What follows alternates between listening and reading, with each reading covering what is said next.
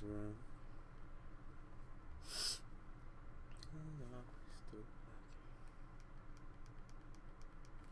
Make nigga out the league.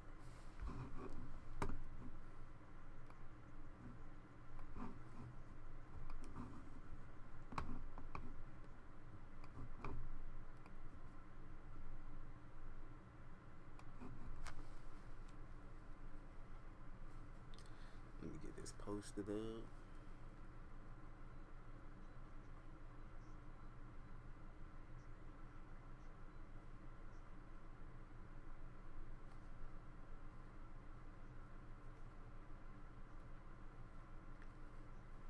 Hey, Isabella.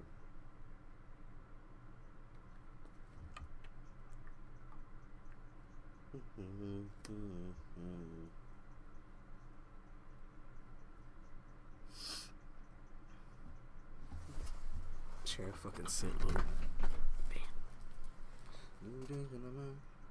Damn, baby girl, I like the way.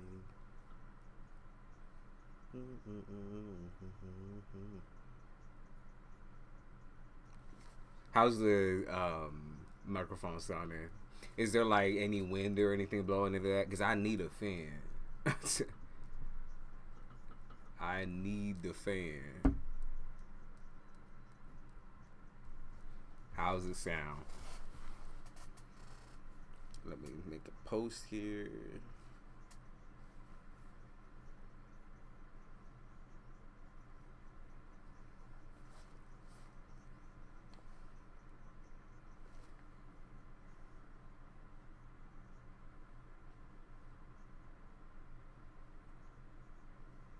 Good.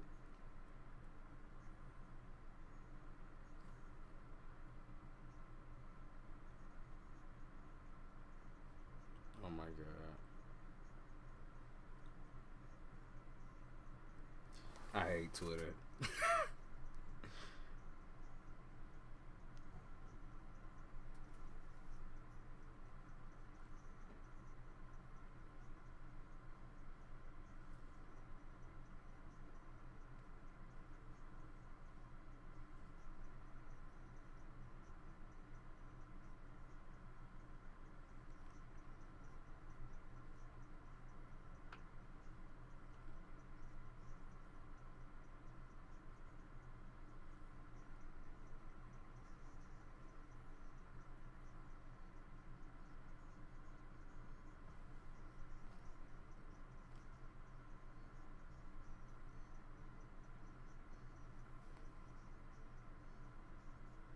Alright, there we go. Trying to be posting on social media. This is a pain in the dick. Hold on, let's do a little.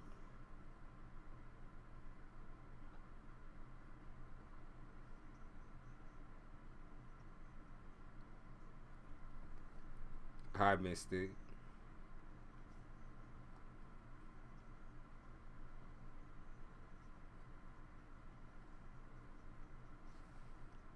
I don't want to do it like that.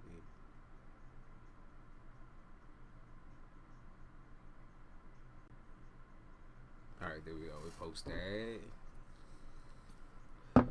Where else we posted?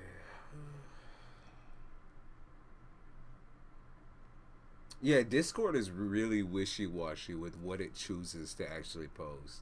So I've been trying to get it to work, and sometimes the notification comes 6 hours later. And I don't know if that's a YouTube issue or Discord issue. I'm going to say Discord just for now, but I'm going to post that into the Discord as well. So just manually get it over with.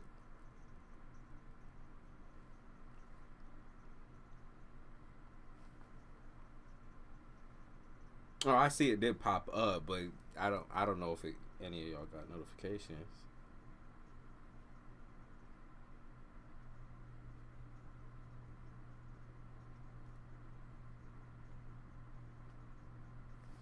I need a feature.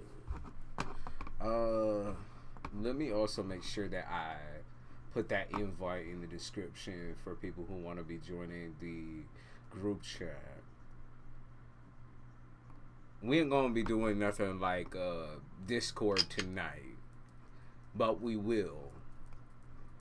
We ain't gonna do that tonight though. You know, I'm fresh back. Tap that. Let's do this. Do a little bit of that. And let's put this in here. I want to do it like this. I want to do it like that. No, really not shit.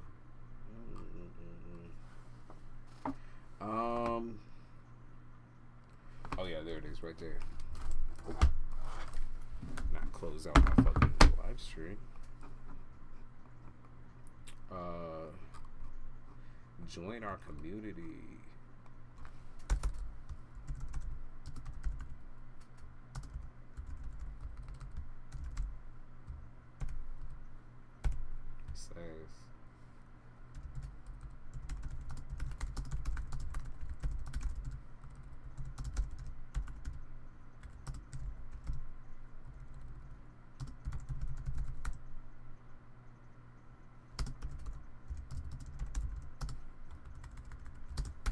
There we go.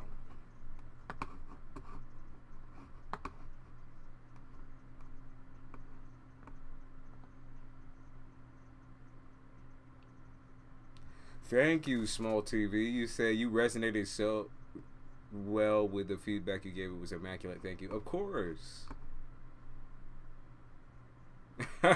Isabella, you said good. I ain't looking pretty right now. Face cam ready.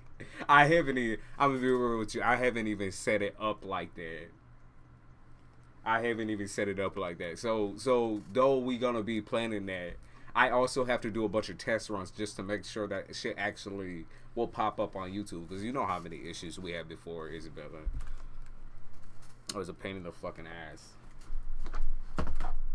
Howdy doody, petite.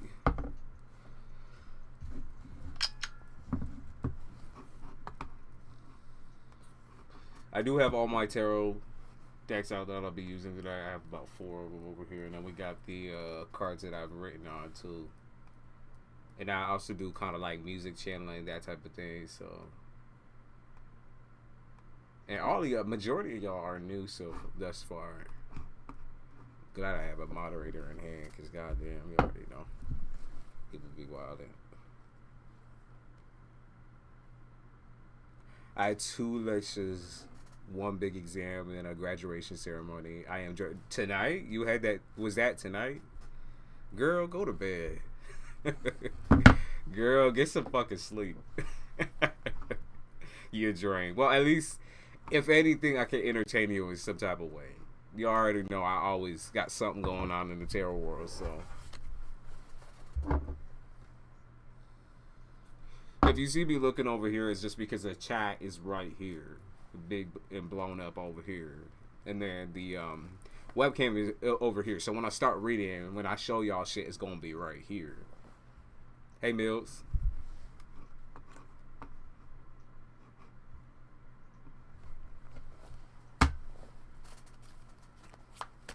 Who wants to get us started here? Yeah, I took a little nap and now I'm up. Yeah, for real, congratulations. That is a lot to do all in one fucking day. I don't know how you did it, but you did it, girl. Good job.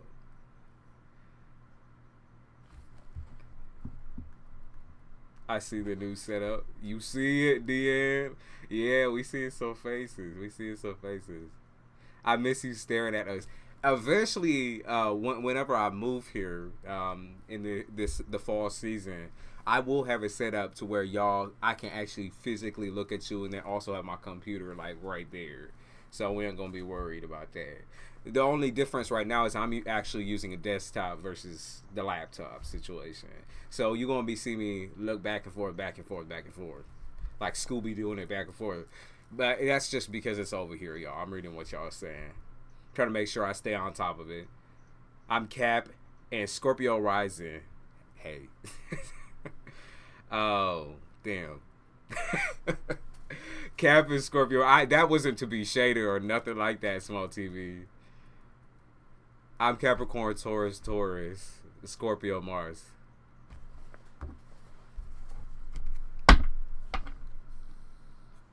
Looks real nice. Thank you. Who wants to get us started, right? I haven't been on in months, right? So we just trying to get this energy out here. I'm trying to feel what y'all are feeling. I'm trying to pick up on what y'all are doing. Let me turn this music down just a little bit. Love some XXX, but that was a little loud. Oh, and then Kendrick Lamar, Not Like Us, starts playing. See, they be playing too much for real. Alright, that's a nice song. Y'all listen to Jordan Ward.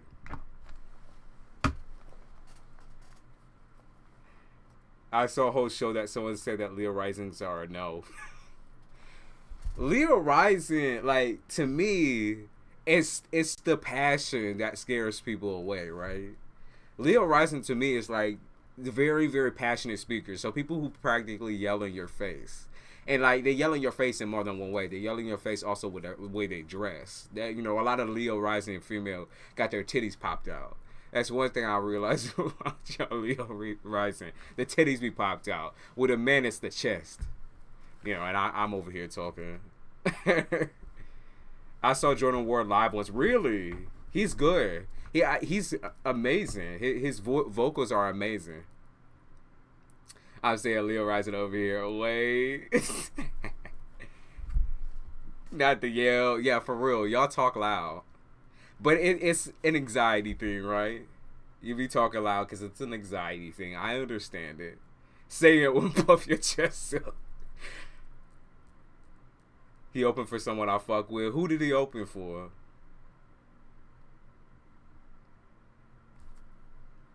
What's the deal with Cancer? Okay. Why is he too much? Oh, man. See, I miss this shit. Why is he too much? Thank you so much for the, Thank you for the 20. Anxiety for sure. That feeling like I'm going to be her. Right. I mean, I think you missed out on being her. A lot of y'all missed out on being her when you was young. All right. What's the deal with this man? Why is he too... Oh, of course I drop on my damn card. The moon in reverse. Because he is an emotional manipulator. He's an emotional manipulator. He uses his emotions to get what he wants. You know, he wants to be like... kind of like that man who's in touch with their feminine side almost. Like, in a way that's like... I think a lot of men put out that excuse why they're not emotional. It's like, well, because... you know, that's a female thing. That's a woman thing. Or you're too emotional. I feel like that type of banter with him has been like back to back. Like you're wondering why he's so like out there. And I just think it's because he's in touch with his feminine side, but in a toxic way. Like he learned a little bit too much from his mama is what I pick up on. Because I pick up on mama energy. Okay? I pick up on mommy. Like that, or he sees you as a mommy type situation. Because that could be it too. He chose a woman who's more mature than he is, so he can act up and act a fool. And that's you know, emotional manipulation. I'm saying, small TV. That's emotional manipulation. He's had a lot of people ditch out on him too. So I pick up abandonment issues heavy as well. He's had a lot of people leave him. And I think a lot of women particularly have left him because of this trait that he has of being too much. Okay, being a little bit too much. He's pretty though. That's what they say. He's pretty looking, or there's certain thing. Maybe it's like his mouth or his teeth that are pretty looking. Like he's interesting looking. That's one thing I will say. You know, the attraction is there on a physical scale. There's something about him that like pulls people in. You know, he draws people in with a little shine in his eyes and a little smile or something like that. You know, he's like one of those dogs. You know those dogs that like get way too excited and start smiling and shit? That's what he remind me of. Those little ass dog that be smile with a snaggletooth and shit. Like that's what it remind me of a little bit. You know, that's not your fault. Like the way y'all interact is going to be like oil and water. Because you just don't put up with that type of immature communication. You just don't. That's just not something you're willing to play with. It's truly not. You have no patience for that type of shit. And I understand why you wouldn't have patience to figure this person out. Because honestly, like I said, the emotional manipulation tactics of using like the teary eyes or like the smile and the passion, using the words. The words are a big part of this, like poetry. It's like poetry and shit. That's what I feel.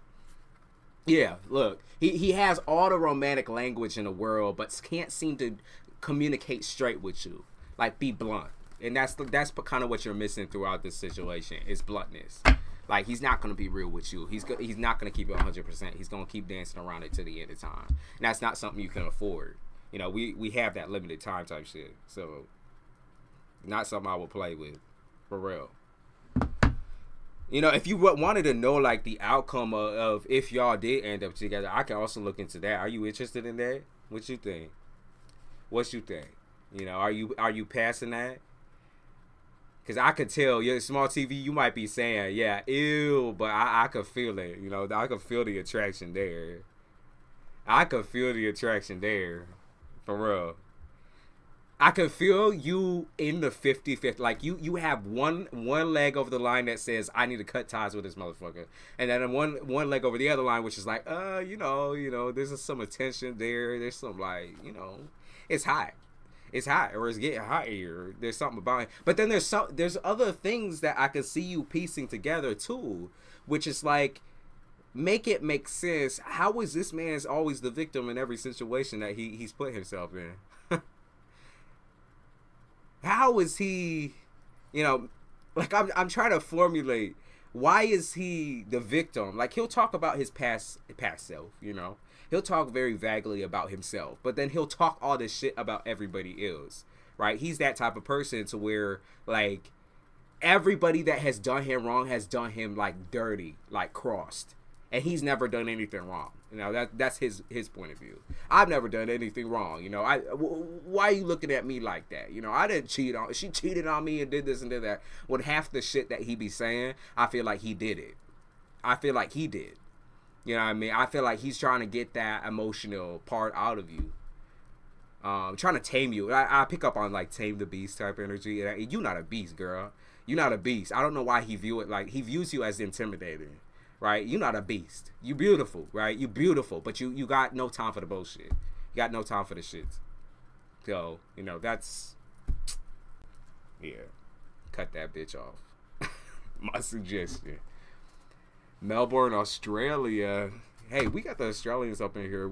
I think like 1% of my shit is Australian, so we got a couple. You know what I mean? We got a couple of y'all.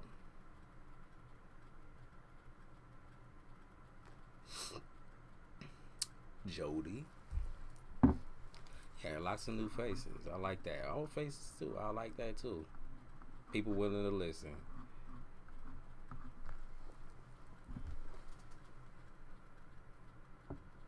He threatened for sure. Yeah, because that's like the mommy pick me up and, you know, rock me back and forth type energy, right? You're a real ass mommy. Yeah, for real. For real, Isabella, that's exactly what it is. Like, pick me up and rock me back and forth and give me my warm baba type shit. Thanks. Quit my job yesterday. Found this group today. Okay, bad. Okay, Jody. You know, new beginnings. Looking for that new.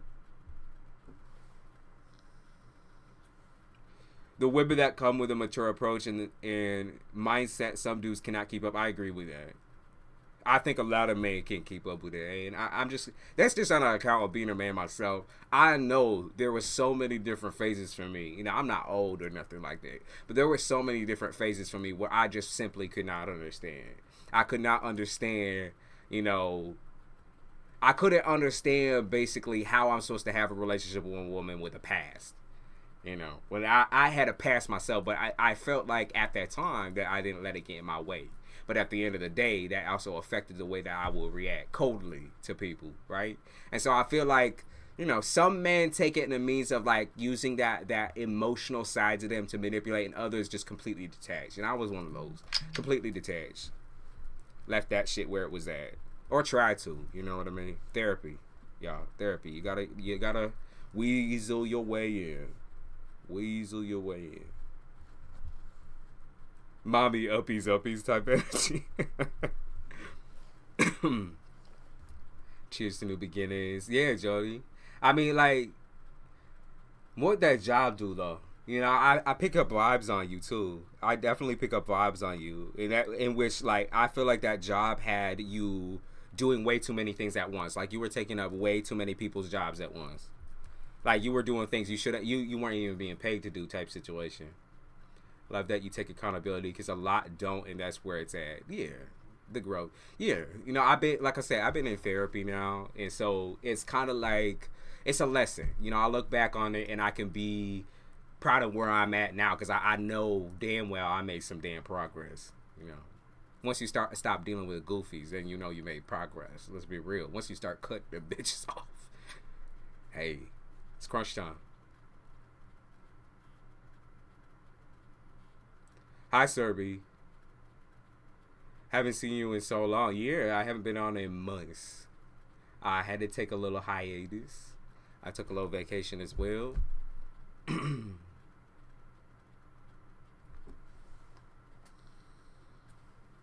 Taking care of the mantle.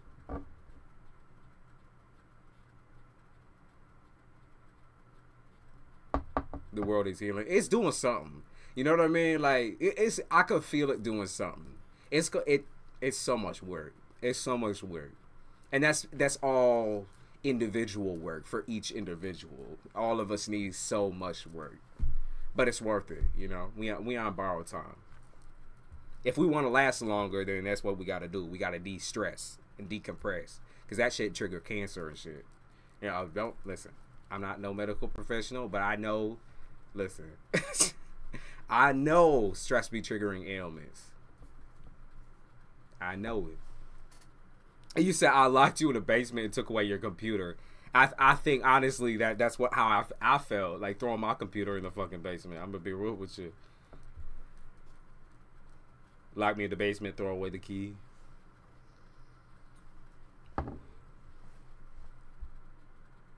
I'm still working on me, and I look back and feel, damn, I and a lot of others have come a long way. Yeah, be proud of it. Most definitely don't allow anyone to take that pride from you. That's something that takes, like, that's all you. That's all something you do. Even when you get that medical professional's second opinion, even when you're talking to somebody who is helping you heal, it's all something you do. Okay? You have to be open for it to actually work. You actually have to be open for shit. Am I too late for a question? No, we just started 20 minutes ago. You said transformed. I like that name. Ask up. Ask away. Yeah, welcome in everybody. Azazel, I like that name too. Took forever too, but it was worth the lessons and experience. Like, yeah, most definitely.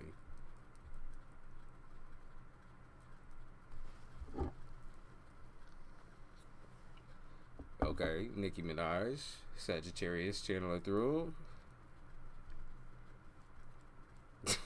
They be talking about shady characters. Where we got a shady ass bitch up in here. You said, hi, hey, I'm not the newbie no more. That was quick.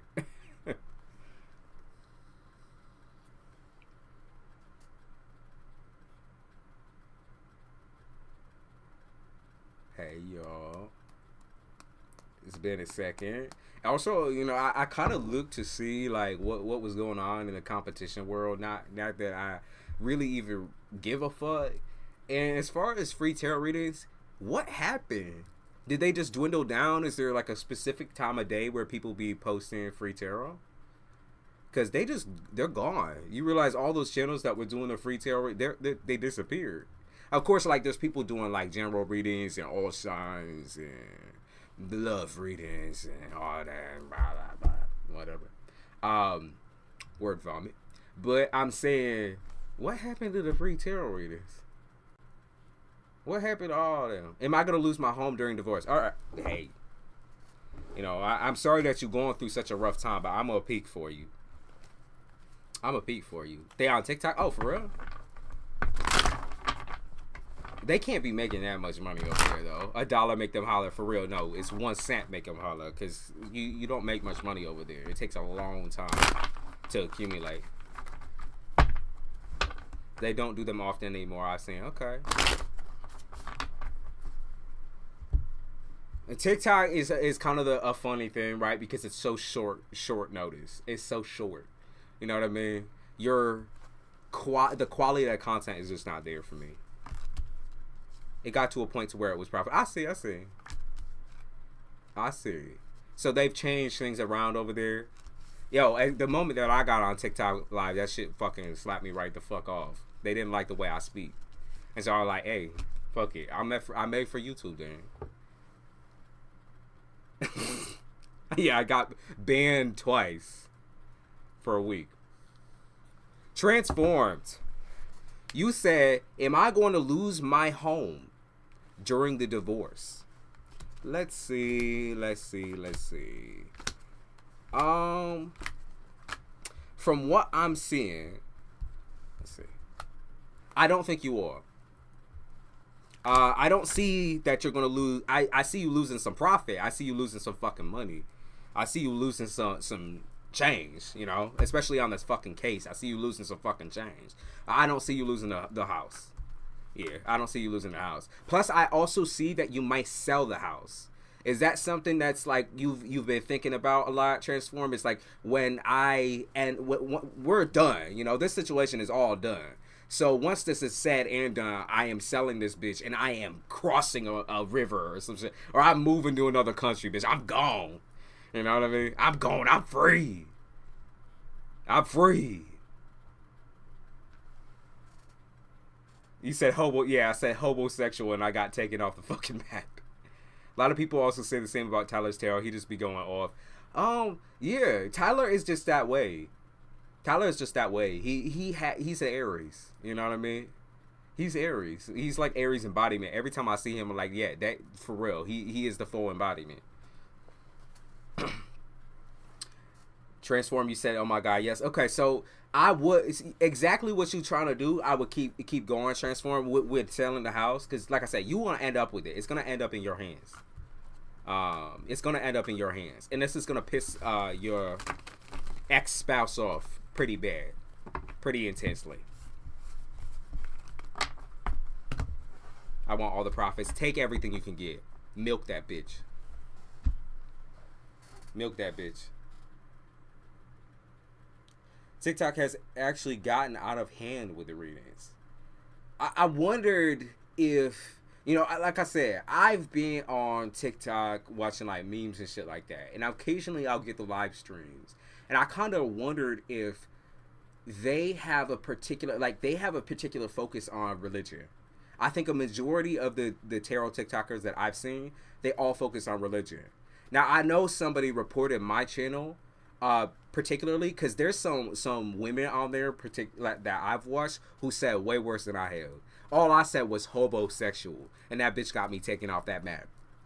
I said homosexual, and everybody screams.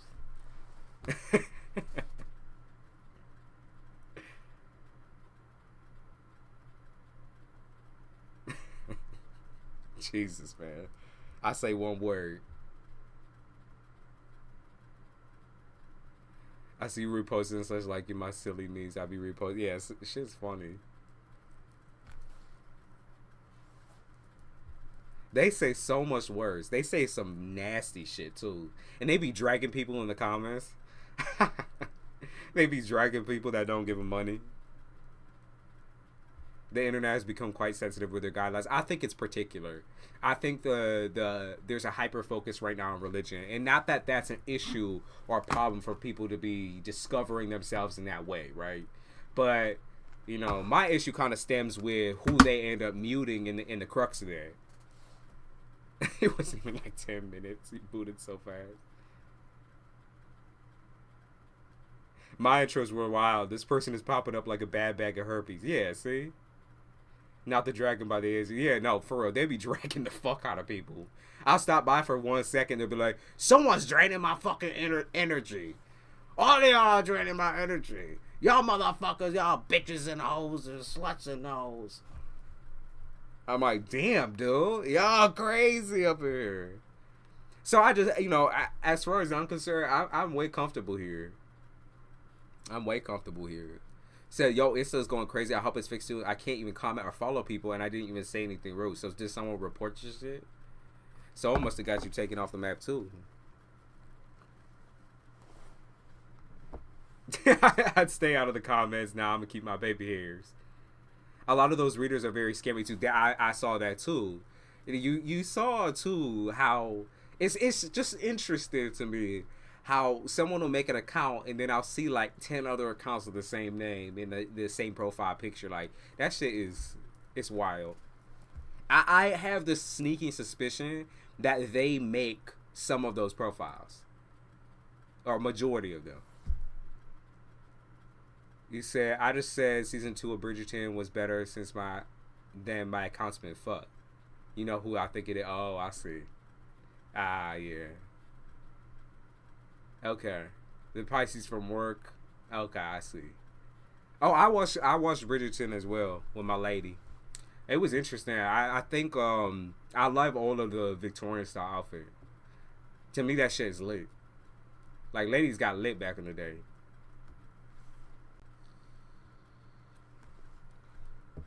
Ladies got lit back in the day, for real.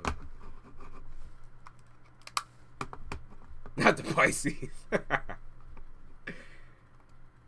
Pisces can be obsessive and quite manipulative, depending on what their intentions are with you. Pisces takes their crushes very seriously. What did I think? I'm all the way in season 3. I'm all the way in season 3. That actress that you said Anthony is fine. Oh my god, you said Anthony is fine. The first thing I said to my girl was I thought that Anthony looked like Tobuscus, Toby Turner. So I couldn't take him seriously throughout the whole thing. I couldn't take him seriously because he looks like Toby Turner. He looks like Tobuscus. And if y'all don't know who Tobuscus is, he was like a woman-beating weirdo. I can't keep that out of, when I see him, I can't keep that out of my mind. He just looks like Toby Turner so much. Like, for real. He looked just like him. I was like, is that guy who used to play Minecraft? The lady actress, so she's so beautiful. She's insanely gorgeous. Or both of them are. The two Indian, or actually the mom too. The mom too is beautiful. You said Colin got swole. Oh my god. The first thing I said about Colin is he look like a pig too. But that's you said Benedict is so fine though. He's my fave, and then King George, but like young King George. What y'all think about the first season? Coach, you got a wife beater on. Cancel that man right now, Mike Grip. Colin had a filter on or some shit. He was glowing. He had too much makeup on. Young King George, fine. I think King George was handsome. And then, what's that guy's name?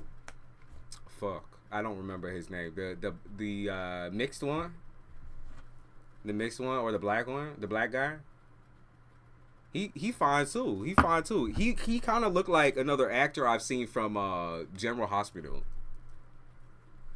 Queen Charlotte. Oh, she bad. She knows she bad. I love. I can't even speak on what she be doing on this fucking YouTube. Otherwise, they take this shit down. But when she be on, y'all already know. Lord Hastings. Yeah, he attractive. I didn't love the first season. It was basic, but I thought the Duke was hella handsome. I was so disappointed when he didn't return. Like I said, I'm still... Actually, my favorite character is Pen. Penelope, to me, is my favorite character. Yo, when she dragged Eloise...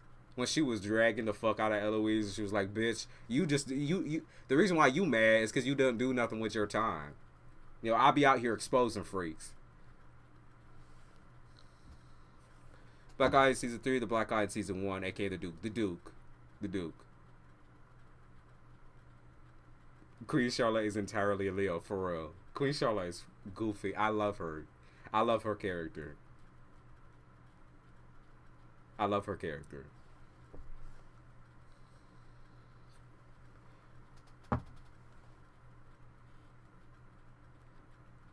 Penelope is late though. Pen is so good. She really is. Okay, wait, Eloise. What? Did Eloise deserve it? Because I think she did. I think she did too. Eloise just kept digging. Why did she dig? It's like, okay, she dug so much that she got involved with a bitch who, the queen she's the off with your head type woman. She's like, bitch, why are you getting all up in my shit? She made herself look so suspicious. She made herself look suspicious as fuck.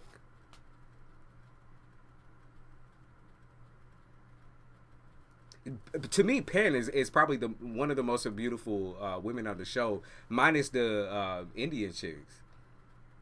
All of them were extremely beautiful, extremely gorgeous. They chose really good actresses and actors too. If she literally paid attention to Penn, she would have seen it for. Yeah, that was not her. She did not act like her friend. Let's be real. That was not her friend. That was not her friend. She been playing all along and be like, yeah, Penn, you're like my best friend. You know, keep talking about trying to find Whistledown and shit. Like, bitch, shut up. You don't even talk about. You don't even ask Penn how she is at the damn time. Cause she ain't got nothing better to do. Yeah, and then she fell in love with like what, that writer. She fell in love with a writer, and it's like, bitch, you fell in love with the most basic ass motherfucker, and he don't even want you like that. Imagine that. He don't even want you. I'm not gonna spoil. So if y'all haven't gotten to season 3, I'm not gonna spoil nothing. But I haven't watched the full thing, but I already know where they're going with it with Penn and her background. Francesca is so gorgeous. She looks like a Barbie doll. She's very beautiful too. Francesca was very beautiful. I love how into this you are. I was watching it with my girl and we was invested because it's so corny. It's so goofy. And I'm like, to me, I'm way more focused and honed in on the Victorian aspect. I've always loved that era of clothing. To me, it's like the most some of the most beautiful shit and the most odd looking shit. Like, so odd.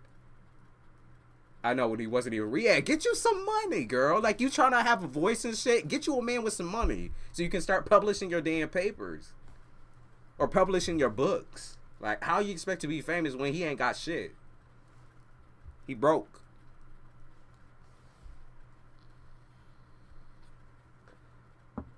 Part 2 will be released on June 13th, I think. Okay.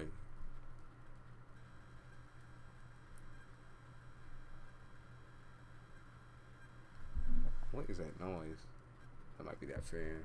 Eloise ain't even allowed to marry the Dusty either. Her mother would never. Yeah, isn't her mama in Lady Danbury lit? Every time I saw Charlotte dressing up, she looked real nice in the blank for real. I like that blonde man for her more. Which one? The prince? Wait, which blonde lady?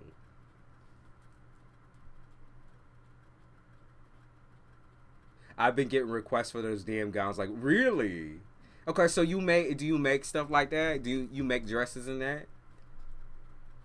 Colin done pissed me off acting like that. Yeah, but you know Penn is all over his ass. She's all over his dick.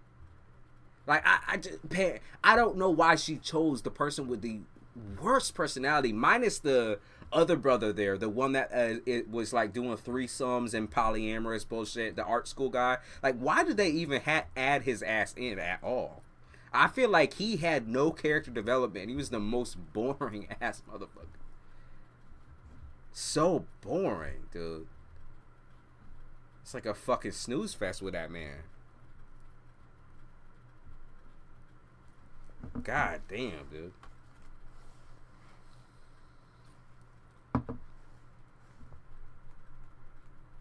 Debbling. Goofy ass name. Hey Aurora, you said I'm new. Can I get a card pull? Sure. Did you have any questions for me before I pull the card? Or you just want me to pull and read? Historical gowns, cosplays, and theater costumes. Yeah, for real. The historical gowns are beautiful. And I'm sure just because that I know that Bridgerton series is super, super popular. So people be What else do people be requesting? I'm just like, seriously, damn, yeah, it's the most complicated shit in the fucking world and shit. You got like 50 layers on the one dress.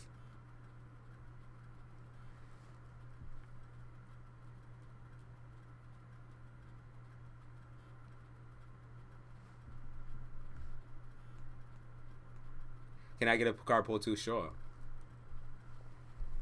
All right, Aurora, let's see what's up. Corsets, yeah. My girl be wearing corsets. Let's see. Okay, so Aurora. I'm gonna pull another card on that just to clarify. Another card on that just to clarify. Okay, I see. Yeah, I see the money. He said, well, I get the money back that was stolen from my family after my fiance died. I'm going to level with you here. I don't think you're in the mental place to go after this person. I mean, like, sue. Like, sue this individual. But you would have to take some sort of legal action. The reason why I'm saying that I don't believe that you're in the mental place is because I think more than anything, you know, for what this person has done or put you through any type of level of like that family, that situation is a headache. Like I said, and mentally and emotionally, I don't feel like that's good for you right now, Aurora. I just don't. I can't see this being good for you. Like going right into a legal case. You would have to go through a legal case. And like I said, I think it's best that you walk away from it. You know, you could always make more money. I know it would mean anything and everything to you if it just suddenly came back into your hands. But I don't see that happening. I just don't. And that's just me being real. I don't see that happening. And I see how much stress and anxiety that situation brings you. But not only that, just your life in general. Like everything that's going on all at the same time. All at once. I don't see it coming back to you. And that fucking blows dick. Trust me, like when I say you will get your come up when it comes to finances, you will get your come up. I even see it at the end of the summer, you will get some type of financial payout. I don't believe it's from that same situation though. I don't believe it's from that situation. I do see some financial support coming in from possibly family members or a man, a masculine. Could be like a father or grandfather or like somebody maybe from the outside who understands your situation a little bit better. It could even be a situation where you're using some type of assistance, like where you start talking to people about your experience and what got ripped away from you, and then all of a sudden there's an influx of financial support for you from these programs. But I pick up on very particularly you talking to a man over the phone who secures you a spot into a financial assistance situation. And like I said, by the end of summer, you will be stable enough to do what you need to do and continue on with what you need to continue on with. Okay? I'm sorry that all this is happening to you all at once and that it's kind of been like I can't. Not only am I not allowed to focus on, you know, what I really want to do with myself. You say you want to most of all you want your kids to live a healthy adult life, right? But you can't even focus on that aspect. You can't focus on healing them too. You know what I mean? You're not allowed to focus on that shit because finances always got you tied up, and this shit that's going on with you in your life has got you all tied up. So I would keep working on the mental, Aurora, more than anything.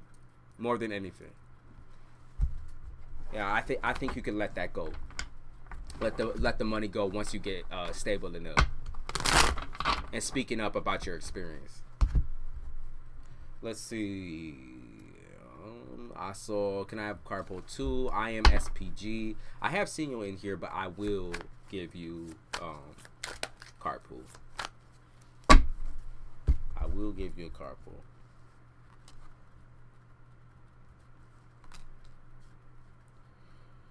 Okay. Yeah. I don't know what I should ask. Yeah, I'm gonna do a little bit something for you, SPG. I see what's going on here. I do feel like there is a lot of defensiveness happening right now, SPG. I don't necessarily think that this is on your end. I do believe that more than likely you're pointing the finger in someone else's direction. Or it's like a back and forth type situation where I keep picking up on like, you did this. No, you did this. No, it's your fault. No, it's your fucking fault. No, you're the one who did this and this and this and this and that. It's like that type of situation where I do feel like there is accusatory situations happening right now. I think it's hard for you to like truly get word through to this person or the people that you are dealing with because there's no resolution. And I don't think there ever will be resolution. If you were curious on that, where you're like, will we ever sort this out or work this out? You won't. You won't. You won't. You will never get a full conversation out of this individual. You just never will. I'm sorry, but that's just not how it's going to work. That's not how it's going to play. They not the type.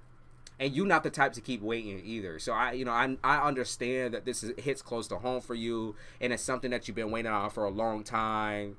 And it's like this is a whole situation that's a personal trigger to you. It's extremely personal because you've dealt with this your whole entire life. The same type of argument.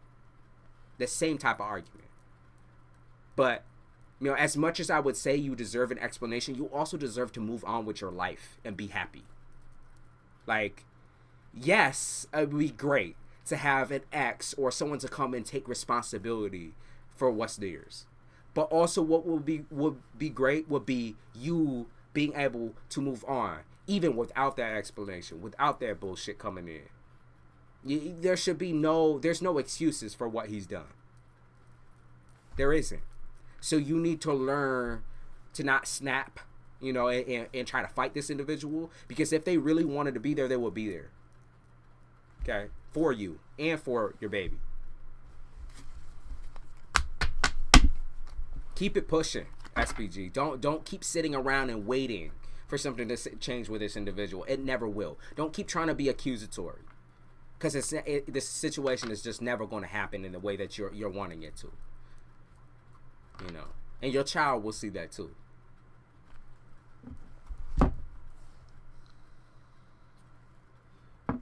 Move on, baby.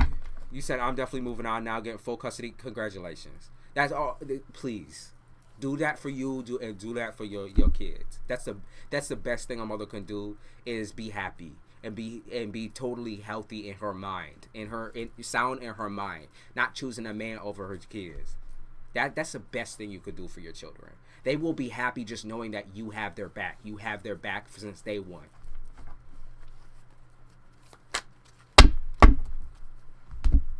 Thank you.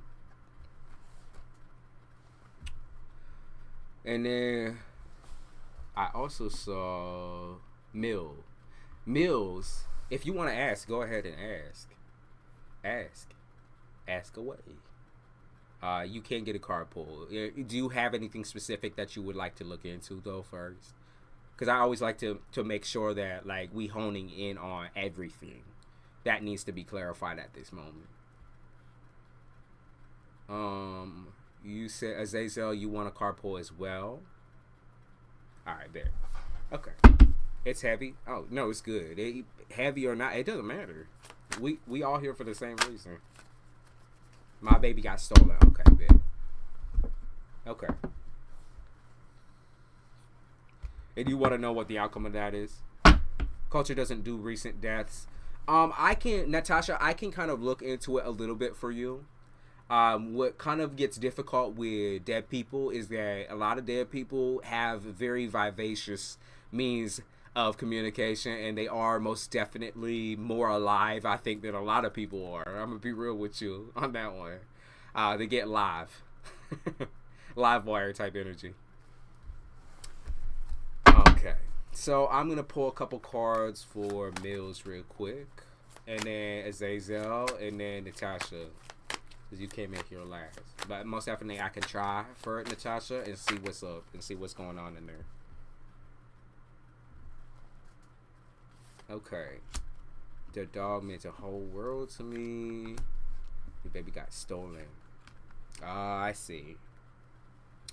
Mills, the first thing that I noticed is kids in your neighborhood or kids around your area are very, can I say like violent, or not, maybe not violent, but they like to like antagonize animals. There's something about antagonization where they like to antagonize. Like, I'm gonna even show you the cards just because I do feel like this is like not a depiction of what they have done or are going to do to your dog, but it's something where like they like to scare animals. They just enjoy that. You know, there's a lot of like maybe teenagers or younger people that like to antagonize. I do see your dog is alive, and I do see your dog is like walking the streets type situation, or was walking the streets. I do see that. Let's see what's happening with your dog. Tell me the outcome. Like, is this gonna be solved? Gonna be able to find your dog? Okay, I see something to do. Okay, so maybe your dog might get picked up by like a shelters type situation. I'm gonna say that, did you have your dog chipped at all? I'm gonna say that your dog more than likely has already been picked up by a shelter, because that's what I'm seeing right here. I can see like a temporary placement or temporary holding type situation, and I can see a few different people maybe coming across this dog, and then them essentially not being able to keep it. So they're thinking about taking it to a shelter if they haven't already. And, you know, that would be kind of where you start to worry about different things like, oh my God, like, is my dog going to get put in a situation where they're going to be put on the chopping block type situation? Because I most definitely see that the dog is more than likely going to go to a shelter. He definitely had a collar on him with his name and my number on the back. Let's see, will anyone contact you about that?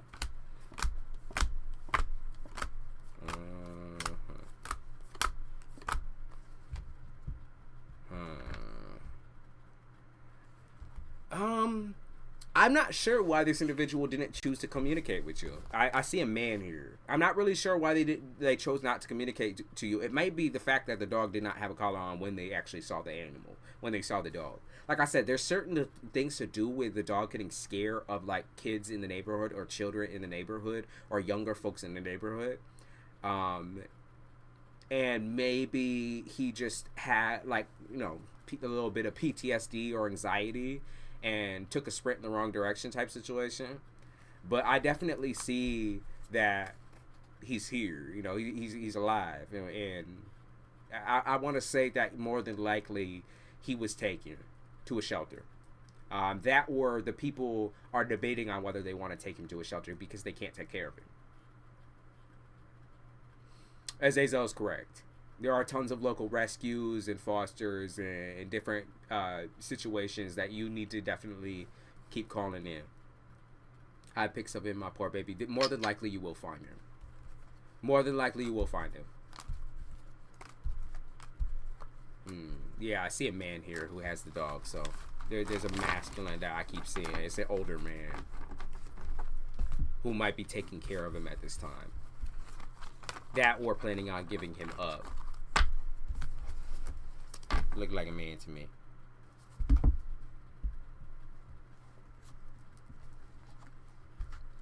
Even if he had a collar, it's very possible that like whoever picked him up like took off the collar, or maybe even the collar broke off type situation.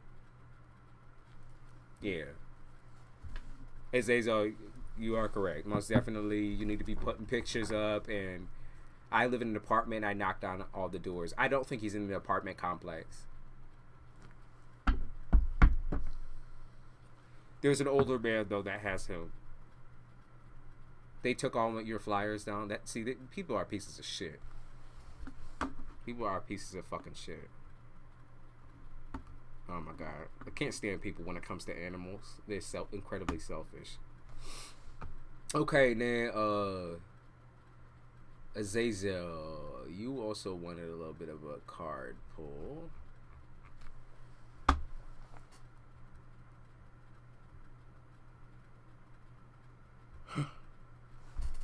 Azazel, your energy got fire in it. You got a little fire. Yeah, you know, I can't even imagine, like, the fact that people aren't really helping you with that either. It's kind of like, you know, a situation. You said they're gonna call shelter. She's the manager who did that. Okay. Um, you know, like, it's kind of weird to me or strange to me because a lot of people, instead of reporting the animal, will try to keep the animal regardless of whether it has a tag or not. And then at the end of the day, 99% of the time, they're not able to financially take care of whatever that animal is. They just do it because their kids like the dog. You know what I mean? The kids like the dog. They're not even able to financially take care of the fucking animal. So why is it in your custody type situation? And that's how I kind of feel about this older man. You're a Leo, okay? Yeah, because I felt that fire in you. I felt that fire. Will you and your boyfriend be together long term? Let's use a different deck for you. I'll be feeling. Ah, man. Azazel, what's this all this sexual business? What is all this sexual business, Azazel? Jesus, man. Y'all out here doing a lot. You gotta make sure y'all be using protection on all that. There's a lot of sexual tension here. You know, even if y'all haven't fucked, there's some daydreaming going on one of y'all's end. There's some daydreaming for real. Ace of Cups in the reverse. 5 of Wands in the upright. And 7 of Wands in the reverse. Okay. You do, Azazel. You one of those ladies where you like to poke your finger. You like to point your finger into people's face. I will say, with this man, you need to be very careful about crossing emotional boundaries. Okay? You like to know everything and anything that is going on with him. You like to pick him and peel him apart type situation. Right? You like to peel this nigga like a banana. That's what I keep picking up. Like someone's like tearing off the bandage and shit. But if you rush that situation, if you rush the feelings, you rush the emotions because you're so passionate, you're so drawn into him, you might end up scaring him away. He's told you his readiness. You know, he's already told you what he's capable of right now. And so I would trust and believe that you know, he's telling you the truth in that matter. He's telling you, you know, I've been through a lot. You know, I've honestly not taken many people seriously. And it's very hard for me to fully be in when I don't even really know if like half these people to be trying to use him. That's how he feels. It's like half these people be trying to use me, right? For money, financially. He has trauma with that. And I'm not saying you never really asked him of shit. Minus wanting to know his emotions, wanting to know his feelings, and always trying to, like I said, peel him up type shit. But you're going to need to, like, just slow down. Slow down. You have time to figure the situation out. And when things get bumpy and rocky, I do feel like he's very open to solving them with you. I do feel like he's very open to the idea of a long-term relationship. Now, whether that works or not in long term is based on both of y'all, because you yourself also have insecurities that could put your relationship in jeopardy. And I think a lot of those insecurities has to do with your maybe you like to think the worst of a lot of situations. That's a Leo trait. You like to think the worst out of a lot of different people. Your trust in humanity is extremely low. It's at like an all-time low. It's a 0%. And so I think you still don't fully trust him. And there's parts of you that treat him as your possession. Does that make sense? There's parts of you where you treat him as your possession. And those are the parts of you that you're going to need to iron down real fucking quick. Okay? You need to iron that shit down. You need to work out in your mind why you feel that way. And start slowly dealing with it by yourself. Because it's not him that triggers those feelings. Okay? When he's... I can see. Domestic violence survivor and dealt with trauma too. I can see. I see that. And I definitely saw that in your behavior. Your like I said, the lack of trust in me makes sense for your situation. But you really have to do that soul searching and trust yourself and trust your choices. You made the choice to want to approach this man, this person, right? You made the choice beyond, you know, anybody else's judgment. You made the choice to be like, this is the person that I want to end up with. I can see all of the traits of him that I want in a man. So I'm saying, for real, though, you need to work through those trust issues in your head and not be accusatory. Don't poke your finger in his face. Don't do that. You know, I'm not saying that's going to make him do anything reckless, because I truly don't see that. But I do think that kind of shakes the confidence of y'all's relationship for him, because then he's like, okay, so you still don't trust me. You still have all of these things to say about me. When in reality, Azazel, all of those things that go through your mind on a repeat, it's not that you're delusional or anything like that, but those are all stressors from the past, your past relationships. That's something that does not apply to him anymore. Or it doesn't apply to him at all, I'm saying. And it's never applied to him. He's just not that type of person. And so you just have to trust him on that. Okay? You're going to have to trust him. It's going to be hard. But he does love you. If you're curious about that, he loves you. You know, he knows you have options and choices out there, or you've always had options and choices. And you've always kind of like been the hard to get types of individual, like breadcrumbing type situation, where you were just too scared to commit to anyone. So you just kept kind of like keeping communication up with everybody and just seeing what made sense for you. You know, he sees you. He's aware of you, and he's aware of your feelings and emotions. Now, with his end of things, let me pull a couple cards on him, on what he needs to work on, because I feel like that's important. It's a two-way street in a relationship, right? What does he need to work on? He needs to work on his complications with money. I think that's what he's working on now. I think that's what he's doing right now, the money situation. There is something going on where it's in his mental is triggering financial instability. His emotions, I don't know if he like maybe there's a little too much of the marijuana type situation, or like too much drinking or something. But there's something to do with money and finances being his main stressor. What was you say he been acting kind of shady and inconsistent? The reason for that is the money. It's a financial situation. There's a lot to do with the mental aspect here that triggers, I think, even you in certain aspects. He's got very low self-esteem. Okay. And this lioness, Leo, this is where I say it is not your job to lift him up into the air like a flagpole. Okay? He will learn. But you have to trust him enough to learn. And then you also have to be gentle with the shits. You know? Capricorns don't take lessons well. We don't take lessons from anybody but ourselves. And so we're the biggest fuck ups. At the end of the day, when we're the biggest fuck ups in the world, we'll learn through that by ourselves a lot of the time. Azazel, you'd be surprised. Many Capricorns are broke. Many Caps are broke. The luxury. It's not even wanting luxury, it's wanting stability, but never knowing where and how to gain that stability because he was never taught to have stability.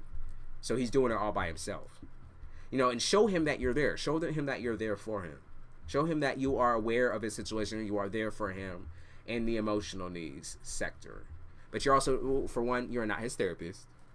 That's the one. I will tell you, you are not his therapist. You can support him, you can love him, but you are not his therapist. And then for two, right? That low self-esteem, if you start feeling like that is becoming like a constant, like you almost take in his insecurities. That's what I feel about you. Empathy, right? You start taking in you take his self-hatred in as a job that you have to work on. And I will tell you that is absolutely not true. Okay? Absolutely not true. That's not a job for you, baby. Let him do that by himself. You need to allow him to find himself in that way. So there will be times where there will be distance. But it's not going to... There is still consistency in his energy that I see, that you like. Now, if things end up kind of being a thing of like, well, this isn't moving fast enough for me, because that's what I see. If anything, the biggest situation that I see happening as an ending would be the fact that he's just not fast enough for you. Because Capricorns take things real slow, baby. Real slow. We just not built in that way, babe. We not built in a way where, like, you know, we can make decisions overnight. We got to sit on that shit. And that crass nature, that stubborn ass earth sign nature, we have to actually think about how this is going to affect us throughout our future.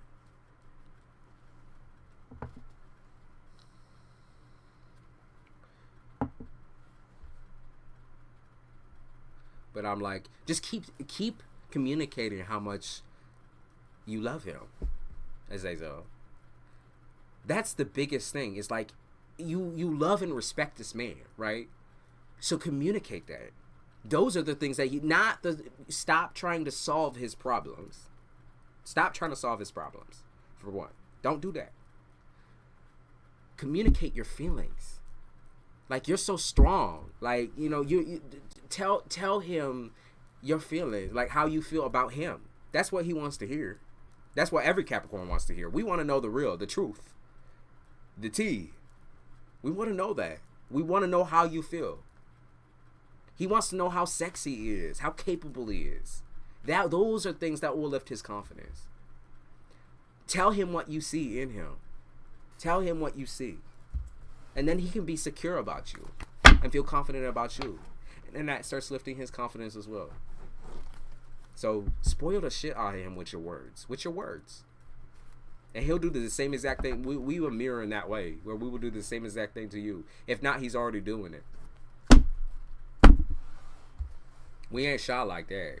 We ain't shy with that shit.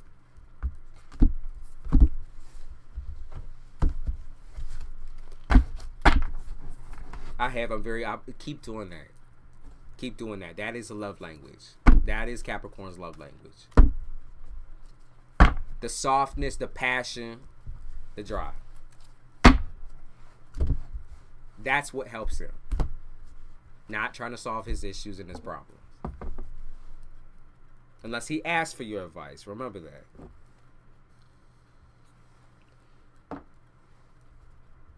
Because he will ask you. He trusts you. And he trusts your opinion. He's learning to.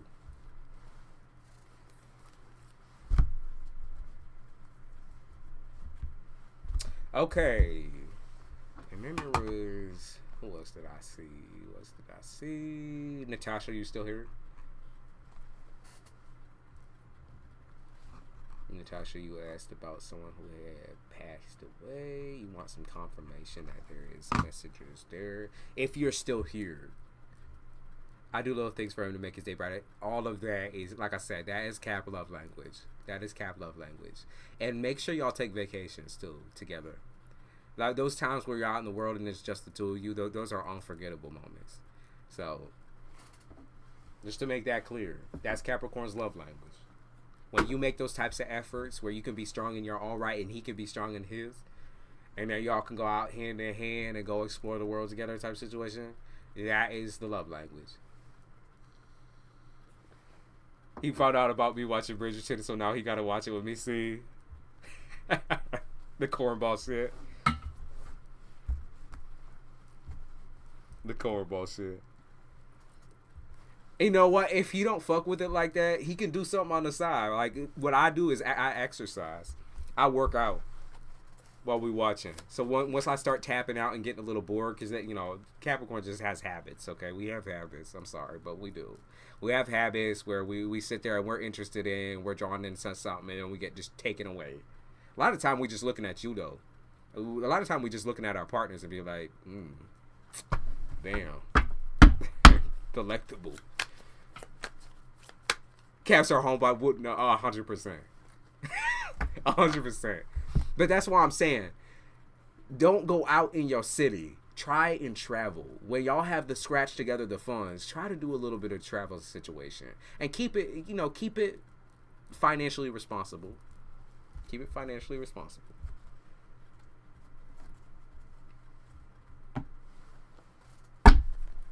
All right.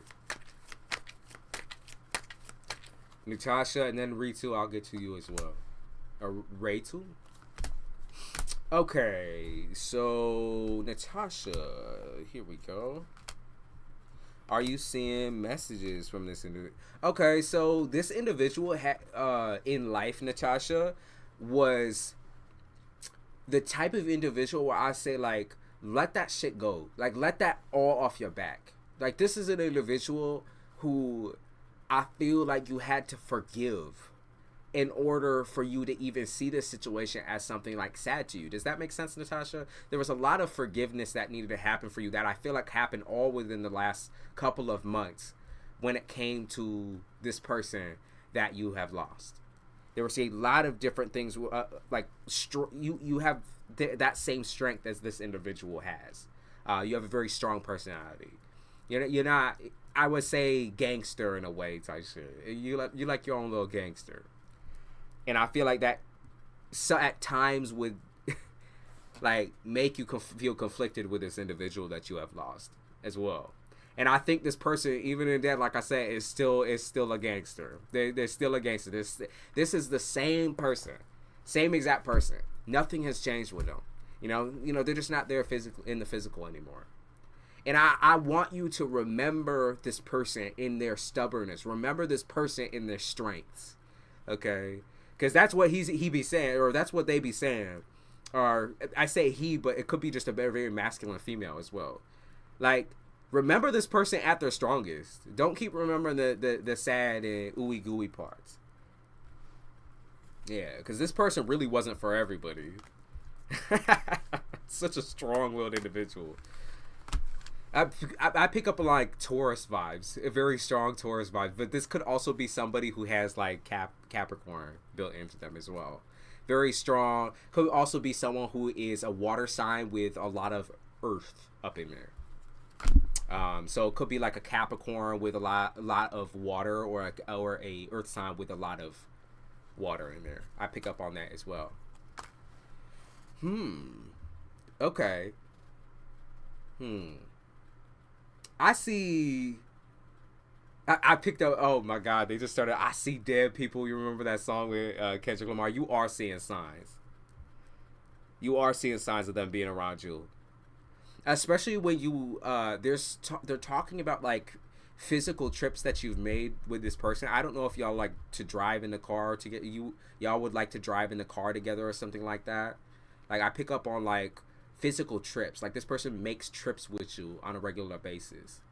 Or maybe that was kind of like your job, was like to take him to and fro type shit. But I pick up on like the physical trips where this person's still in the car with you. Or maybe you reflecting, you're like, just yesterday we were hanging out, like sitting on the couch doing this and doing that, and now we're here. Like, I pick up on this person still being there. He's still there. He's still doing the same shit. He hasn't changed his tune at all. You know him best. He was a Gemini. Okay, that makes sense too. Gemini makes sense too. Gemini definitely makes sense. I'm sure he got Capricorn Mars up in there though, because he argumentative as a motherfucker. Also, always on top of his finance. Always on top of his money. Yeah, you could take that money from his hand. He gripped that shit like a motherfucker. He had that shit in his hand. He clutching that shit in his hand. He's like, you ain't taking nothing from me, y'all. My money is my money.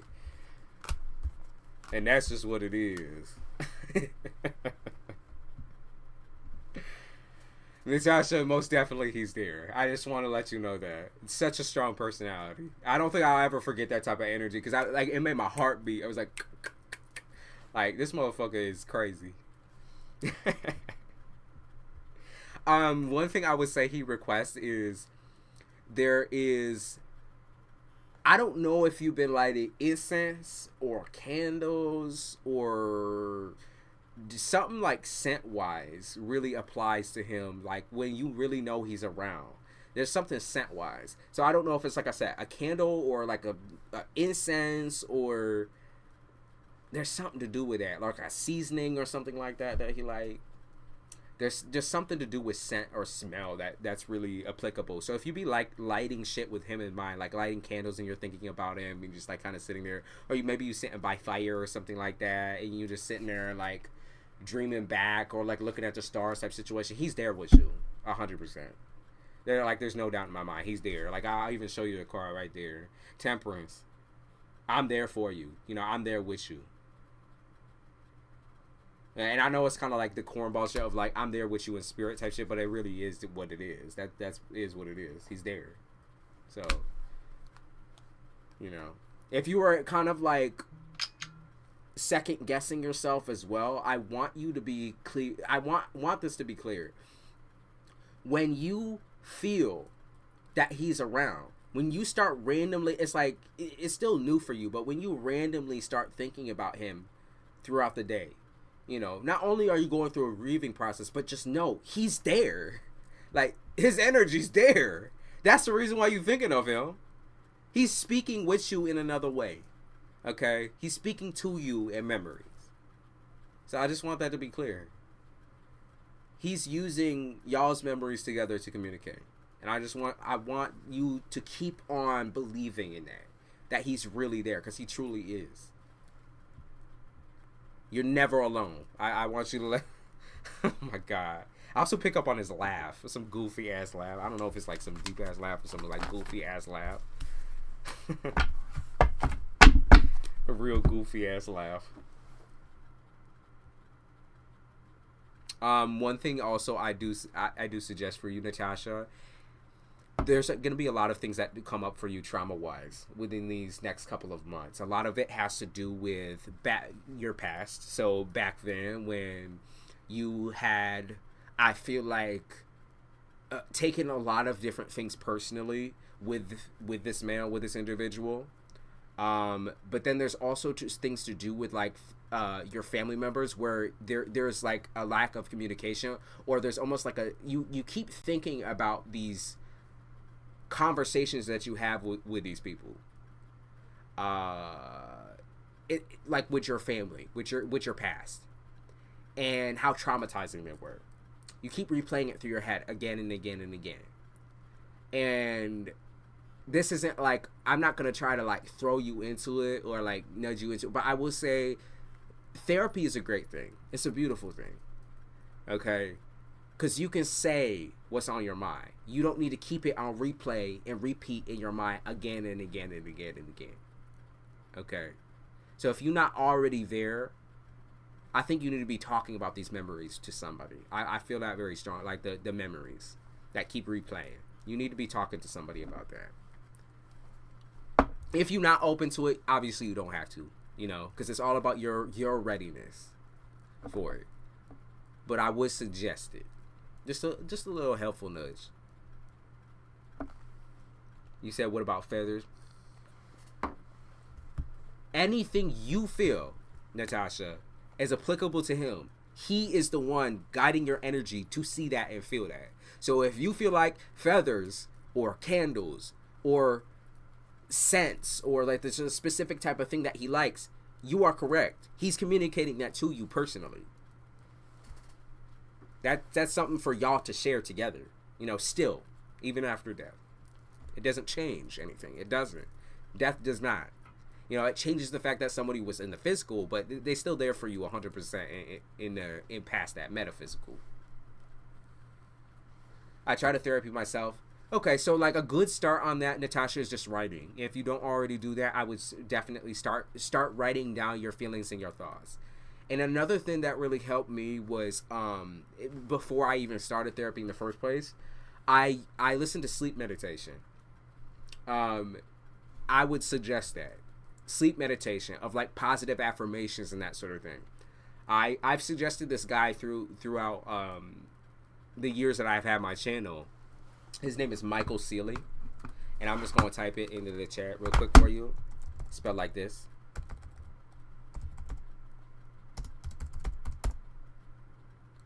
I'm pretty sure it's like that. Hey, I might have fucking spelled it wrong just now, but you'll see it. Michael Seeley.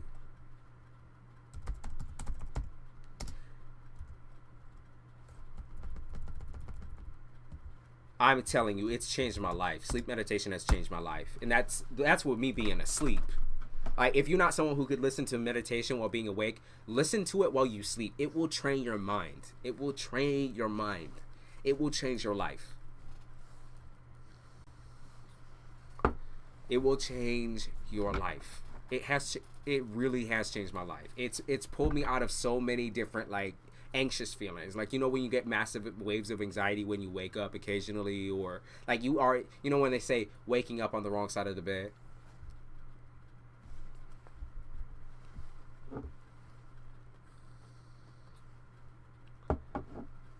I try to remember certain things, but I seem that I can't remember. And I know you, Natasha, I know you will remember if you see a therapist. I know you will. And I don't want you to be afraid of it. I'm telling you right now, it will change your life. It will change your life. And not, of course, not every therapist is for everybody, but that's why you can be as picky as you want to be with this shit. Like, if that person's going to be there for you and helping you in any type of way, they can have any personality you want them to have.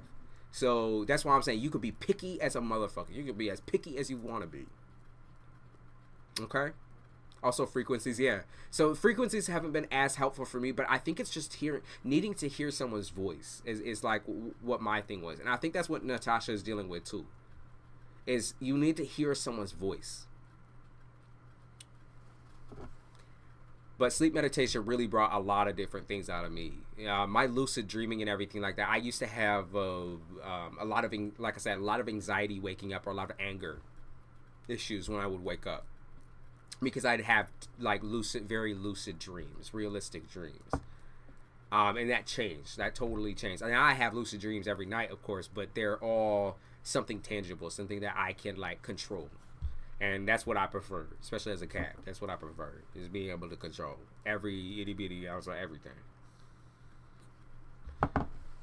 Okay, and then I'll do Raytu and then Serbi. Raytu, you say you wanted a card pull. Raytu, what did you want a card pull on? Did you have a particular question? I just want to know that I'm not crazy. You're not. No, you're not. You're not crazy. I will confirm that to you as many times as you need me to. You're not crazy. You're not. You're just not. As many times as you need me to say it, you're not crazy. In fact, true craziness is very, very rare. That shit is rare. It is just as rare as having a genuine intuition, which you got, girl.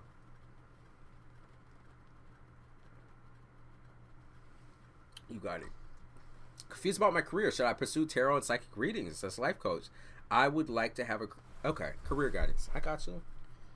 Let's see, what tarot deck do we need for that? I'm feeling something different for you, Ray, too. You got a real soft energy in you. You real soft. What's your chart? What you got in the sun, ascendant, and moon situation? You soft. You have a very soft-spoken voice too. Shockingly soft-spoken. I feel like people are shocked when they hear your voice because it's so soft. You got also strong Virgo somewhere in your shit. Or it could be either Virgo or it's an air sign. Like Aqua or Aqua Libra or... Okay, why is my notifications on? Let me turn that bitch on. Aqua Libra or Gem. I'm a Scorpio, by the way, and thank you again, of course, Natasha. Let me find this goddamn... That one right there. I see it. That. I have so many tarot decks. Gemini rising and moon. Okay, that's where it is. Gemini. That softness. It's Pisces Venus. I'm also Pisces Venus, so I got you. I know where all that emotion comes from. Scorpio Mars. Okay, so you got the whole setup. We have that in common, the Pisces Venus and the Scorpio Mars. All right. I see. The softness is there. You know when people say soft girl era, that's gonna be you for the rest of your life. You just in your soft girl era. You're a soft individual. And by the way, there's nothing wrong with that. There's nothing wrong with being emotional or crying or having those sensitivities. Absolutely nothing wrong with it. I feel like that actually creates a really, really good tarot reader or intuitive person. Very, very good. Because you're able to have empathy for the people that need it the most. They need your empathy. They need your words of encouragement. And that's why I do feel like you should definitely invest in doing the psychic shit. I think the psychic shit for you, even beyond tarot, even beyond tarot, because we got Queen of Swords and the Magician. You already somebody who's extremely spiritual, and you can't even deny that shit. Because like you might have questioned it before, you might have been put into question by others, but you're a spiritual individual. You just are, okay? And you've learned so much about yourself through spiritual means. So tarot, through music, even they talk about like dancing or like physical movement. It's very possible that you do something like yoga, or if not yoga, then it's just like you are you are the physical embodiment of a spiritualist, tarot reader type of individual. Okay, you just are you're very physically beautiful, is what they say. Okay, Knight of Pentacles in the upright, Two of Wands. The greatest part about doing tarot and psychic readings and being a life coach is all of those can be done cohesively. Now, to pick one lane for right now will be super important. I know that's really confusing to you because you're like, okay, well, I really want to do, but I don't have the time to do each and every single one of these things. But picking one for now and then being able to expand on every single other one as well, like being able to expand on being a life coach, being able to expand on meditation. I couldn't even see you making your own meditations. If that's something that you were interested in, it's your voice. Ray2, it's your voice. Your voice is what gives people like the chills and all of those feelings, all those emotions, the empathy in your voice.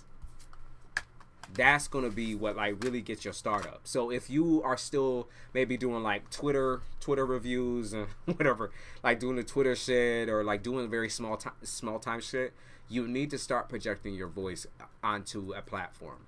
Okay? You just do. Start putting your voice out there. People need to hear you. You're like, I really don't want to leave behind like my spiritual side, or I don't want to leave behind this idea that I could become like big in that quarter of things. Like I see all of these other tarot readers and all these other people. I respect them, but I don't know if it's for me. And I'm going to tell you, it's for you. Stop doubting that shit. Stop doubting it. Stop looking down on yourself.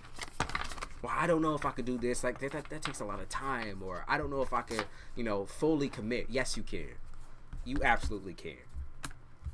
You've been already fully committed in your spiritual journey. This would be no different. This will be no different. And I saw 111. I'm kind of procrastinating. It's that Gemini in you. And I'm not saying to deny that part of yourself, because sometimes you are correct. Sometimes things aren't right for you. Particularly, Rachel, I'm going to highlight romantic relationships. There's certain things in romantic relationships or in your romantic life that have completely distracted you and gotten you totally caught off guard from what you want to do with yourself, with your future, with tarot, with being a life coach or a spiritualist. There are some things in that lane of things, in the healing from your parents. That's another one. Healing from your parents. Because people will be like, oh yeah, I come from a 2-person home. Oh, Serby, what you do? Serby, what you just do to her? He just deleted all those messages. What the fuck just happened? Don't worry about that, Rachel. Don't worry about that. I'll finish up what I was saying. Like, there's a lot of distractions out here, Rachel. And one big thing that you will recognize when you do find your romantic partner, because that is something you've been searching for, even if you want to deny that fact, that person will support you in whatever you do, in anything that they do. They won't debate it. They won't sit there and judge you or criticize you for your personal choices. They won't be the type of person to try to debate with you and fight you on shit. Just be aware of the fact that the person that's going to be there with you and for you is they're not going to be spiritual, okay? But they will be supportive and loving towards you. I will let you know that. In fact, you and the person that you end up with might be polar opposites at that. But not in a way where you're going to feel threatened. It's going to feel good and calming. Like, that's the person who's going to ground you at the end of the day. You know, after you get off a long day of doing life coaching and meditations and all that type of shit, it's a person who's going to ground you when you're needing grounding. I know it's easy to ground other people for you, but you also have trouble grounding yourself. You also struggle, you fight yourself a lot. So, I'm just letting you know. How do I undo this? I think you booted them or timed them out. I didn't even get a notification for it, which is weird. Because it doesn't say they're hidden. It doesn't say they're hidden. They'll just have to kind of wait the amount of time that it says. I think it's like 3 minutes or something like that. Or a couple seconds. Serbia, it's alright. I actually can't undo the timeout until it just has to play all the way through. I could make her a mod. Here, I'll make her a mod real quick. Standard. Here we go. Make her a moderator. Maybe that'll get her up in here.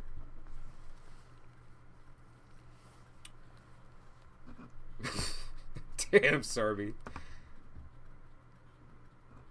I was writing my notebook and had my phone underneath, so I said, "You all right? You're okay. You're okay. You're all right. Accidents happen, and they will continue to happen. It's all right. All right. Let's see, Serby. It is your turn. We have landed in your lane, so take your time with typing out whatever you need to type out. But you getting those 3 questions. So, what are your 3 questions?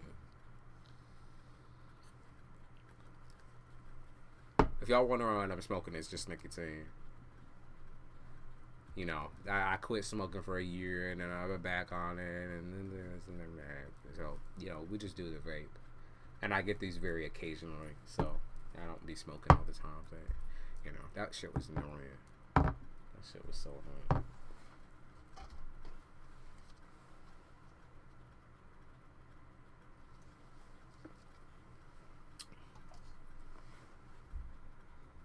The live stream ended. Yeah, don't play with me like that, girl. Don't play with me like that. The live stream ended. Oh, I'd be so pissed. It should be crashing.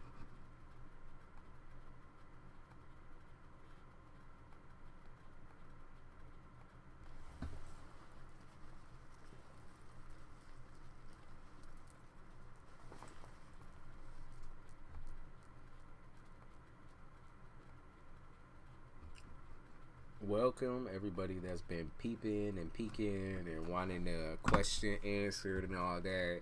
Just be patient. That's all I ask of you. You might even hear something that applies directly to your situation through somebody else, because like people attract like people.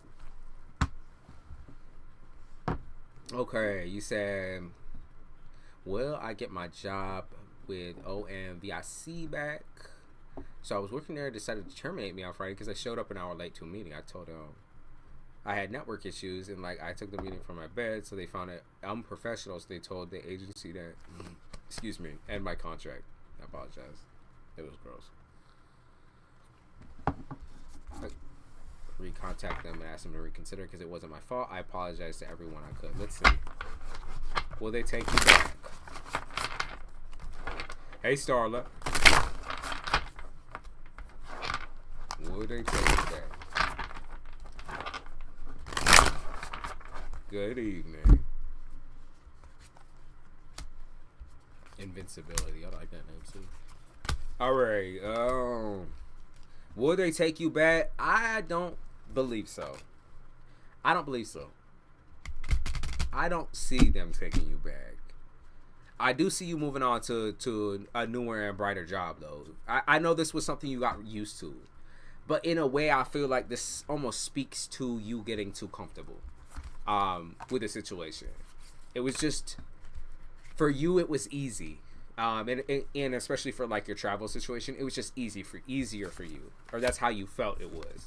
But I don't see you staying with them. And in fact, I don't see them taking you back. I do see you finding another situation. that is much better suited, I think, for the kind of person that you are. Because when shit like that happens, that's not something you can control. And I feel like they definitely should be more understanding in that line of things. But they're also very quick, they're very quick on pressing the fucking delete button. You know what I mean? Like, these people have no patience, right? They can't. They supposedly can't afford the patience, so, or the understanding. Will I find something soon? I can tell you what season you might find something. Am I able to send a super chat? Yep. Yeah, you can. Let's see. What season will you find your work in? Looks like summer. This summer you will find a job. This summer you will find something to do. There's a choice on whether you work this summer or work on something else. And I don't know if that's like school. But there's a choice here. Like, I don't know if it might be school or a class or something like that, or maybe there's something else you decide to do with your time. But there's a choice for you that you kind of got to make. And I do see you working. I saw you working in possibly some type of retail. I see you working in some type of retail. Hey, Zane, Sarah. Yeah, it looks like retail to me. So retail might be like clothing or garden center type situation, or gardens. Some type of retail. Some type of like people work, because you got a very nice smile. You know, you smell good. You be looking good. Everybody notice that when you're in the workplace. Or you could even work with people at a desk. You know, that could also be what you end up doing. It's like you're some type of like clerk. You know, even though you might not be like fully or entirely qualified for that, that might be something they allow you to do regardless. So.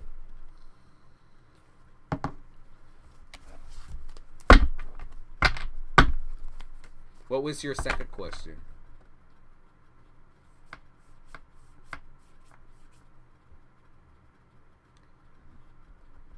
That was literally crazy with that job, though. I was like, what the fuck shit happens sometimes. Like, yeah, and they don't, you know, they don't got the time to be understanding. At least that's how they feel, or that's how they're projecting. It's like, no, we don't got the time for that shit.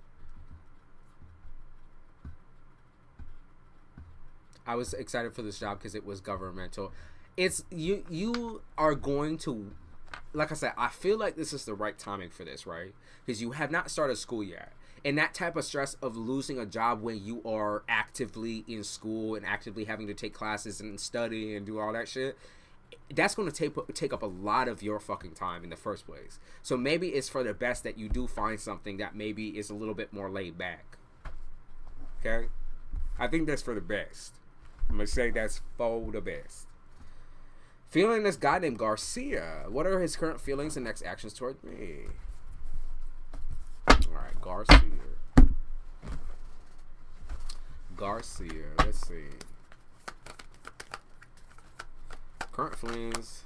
Garcia. Okay. He wants to take his time with you. But I also feel like he doesn't really understand what type of relationship you're looking for and how he might go about like making you fall for him. He has an issue, I think, with overthinking, kind of similar to you, actually. I'm gonna do the compare and contrast here. You guys both overthink about who you need to be and what you need to be for a partner, both of you. And Garcia definitely, I feel like, definitely has that issue or that problem.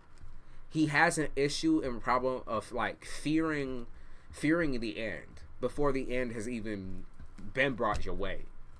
The fear of being a disappointment. That's something that comes from family. It's definitely something that comes from his family most of all.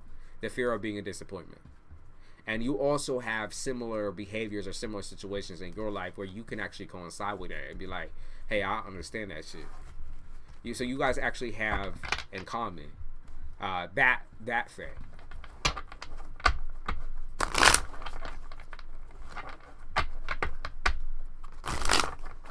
Okay, so you messed with him before. Let's see. What are his next actions towards you? Okay, the same exact cards. I will say next actions to me seems like I don't see a full commitment here, and I'll tell you why. I see, I see him being a player, but not like the usual kind. Not like the type of player that's like sleeping with everybody, anyone with a coochie, right? It's the type of player where he likes to like swoon women and then like leave them wanting or leave them thinking of them. Like it's like breadcrumbing. Um, Now I've heard of women doing this quite often, like of like maybe breadcrumbing a man or like talking to him and like getting him in his feelings and be like, nah, I don't want you. But this is kind of rare, more rare. I feel like for a man to do, because a lot of time for the man is particularly about the physical, and I think that it's gonna be a lot of fun, like y'all talking to each other and getting to know each other. I almost feel like that sibling rivalry type situation with him, right? There's like almost a very healthy style of communication that comes from y'all. Like I want to say that I don't see anything serious coming out of it though, and hopefully that makes sense, in which like you guys can have a healthy connection, a healthy relationship, and healthy communication, and become friends very easily. Very easily. And to take it slow is just so important. Like be fully aware of the choices that you're making on behalf of like yourself and your feelings. Like when you start feeling like he's pulling away or that he's maybe doing a little something on the side, just back up. Back up. Let him take his time. You're going to need to take your time too. And I just feel like it's a lot of fun. I think it should stay fun too. A little fling, a little pastime, a little fun time experience. I could respect it. It's nothing where you have to worry about the commitment of like emotions that comes from a full blown relationship. It's gonna be something more of like a friendship. What was your third question? Chilling this summer, not really looking for nothing, which is understandable. Like I said, you got a lot coming up there. You're gonna have to focus completely on yourself before that happens.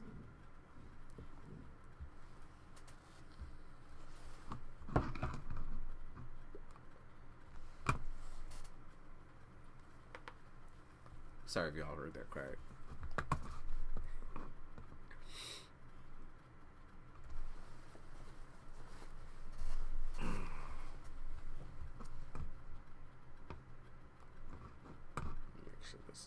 There.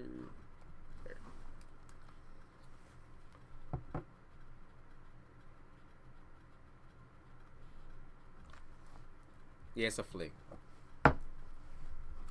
Third question.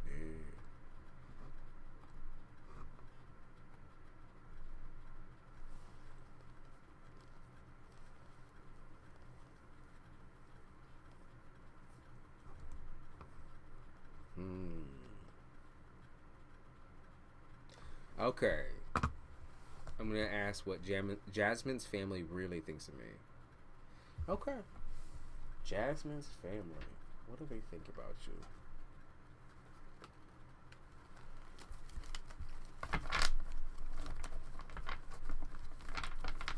What do they think about you? You're a kid, or you're the child, like the baby of the family? That's how they feel about you?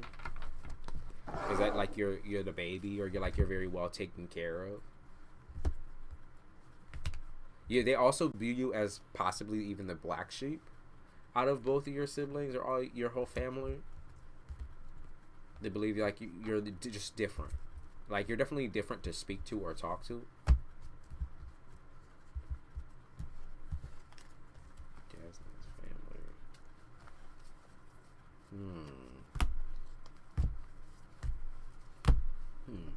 Also, they do see that you like to travel and like to experience different things, which I think is actually a good thing for like your relationship with Jasmine, because I could see y'all in the future doing like girls trips.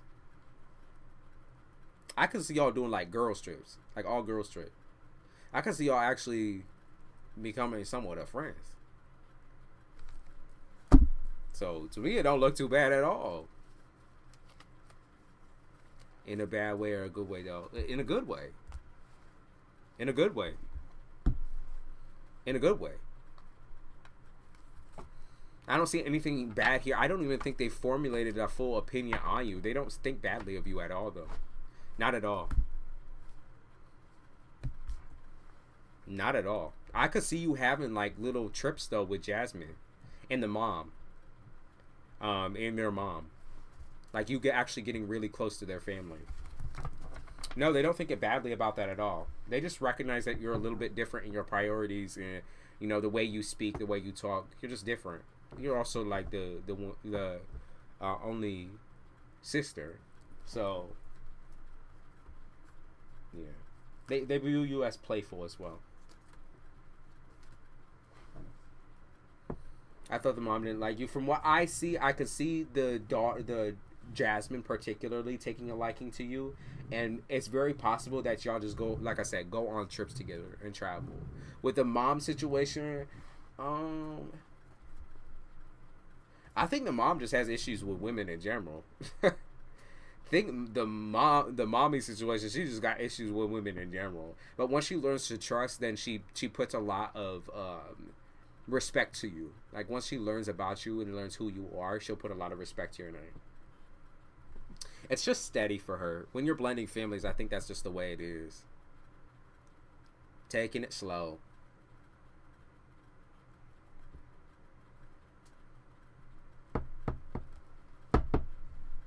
Taking it slow.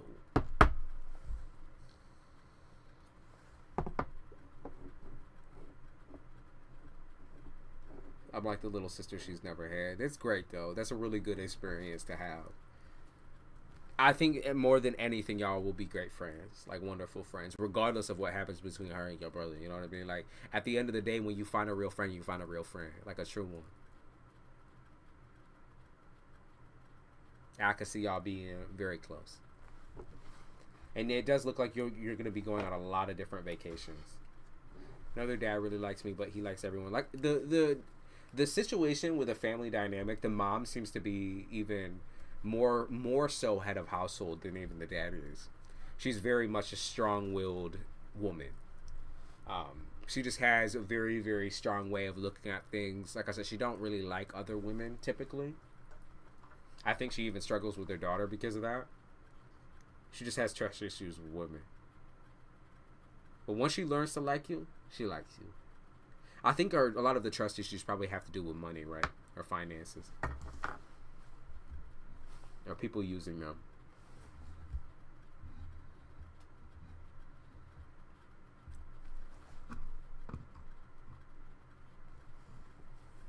Thank you, by the way, for the PayPal. I appreciate it.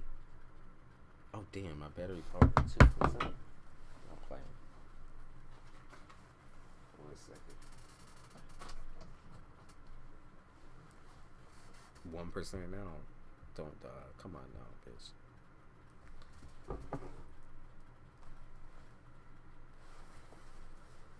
She was talking shit about me, low-key, saying I don't have a driver's license. I think she just makes opinions based on what you show her. If you show her that you're a responsible individual, if you show her that you're cool and you're a vibe, like, I think it'll roll through. Like, y'all's relationship will most definitely develop. I think, especially if you get closer to the daughter, then the mom will, like, learn to accept, like, oh, this is who she is. You know, she's cool. She's a vibe. She's chill. She's young. And that young, the oldies always get scared of the young people, like scared of the confrontation or almost like competitiveness. Uh-oh, what happened? Why'd it freeze up like that? 2 daughters. Isabella said, "Damn it."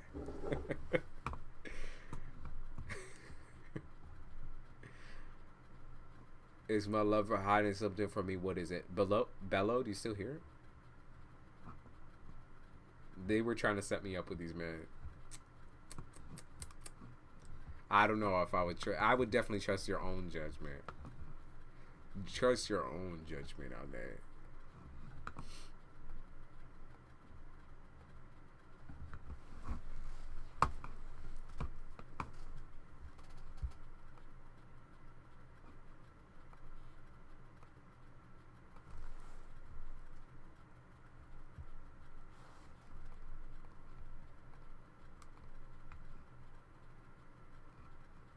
Jasmine says she got 2 men coming for me at the wedding. Good.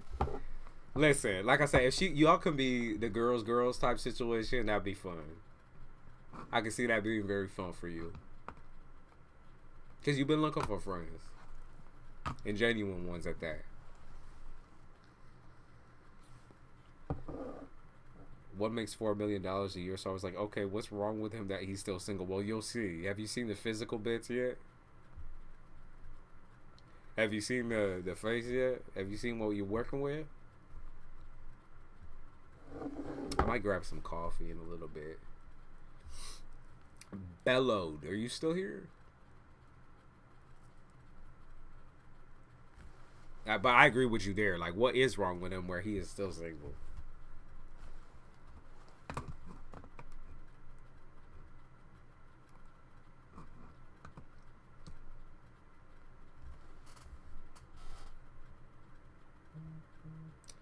They brown men, so I know I won't like it. You'll see. You'll see. He said, is my lover hiding something? Let's pick this thing. Is your partner hiding something? Ooh, I can see why you would think that.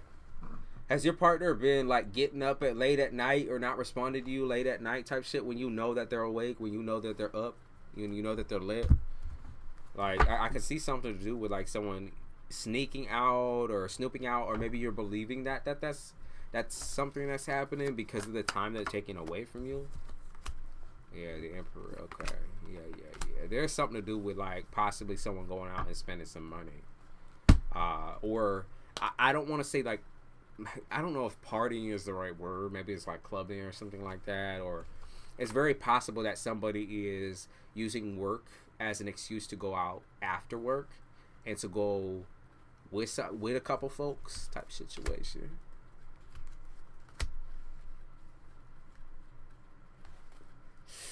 Yeah. Okay. I can see why you would think maybe a little bit something might be happening on the side. I could see why you would believe that. And I'm going to be real with you, Bello. I think this person is a flirt. I think he's a flirt. Now, I believe he's a really hard worker. So your person is a really hard worker, right? Extremely hard worker. So I wouldn't take that out of the equation. They work hard for what they got. You know, and what they got might not be shit at the end of the day, but they work hard for what they got. But they've also worked hard in the bed sheets type situation. Does this person have any children, or do they got baby mama situations, or like, you know, or is this a situation to where this person might be like spread out, like very spread thin by the females in their life, by the women in their life? Like they've been through a lot of different dark times in relationships and had a lot of different dark experiences with women, with commitment, especially commitment. Man. I'm going to say that I think this person's a flirt, okay? I didn't personally see any cheating, but he has a natural affinity for talking too much. He walks that walk and talks that talk. And then he also doesn't confer with you or communicate with you what he's doing. I can see you love him. But what's needed from him is communication.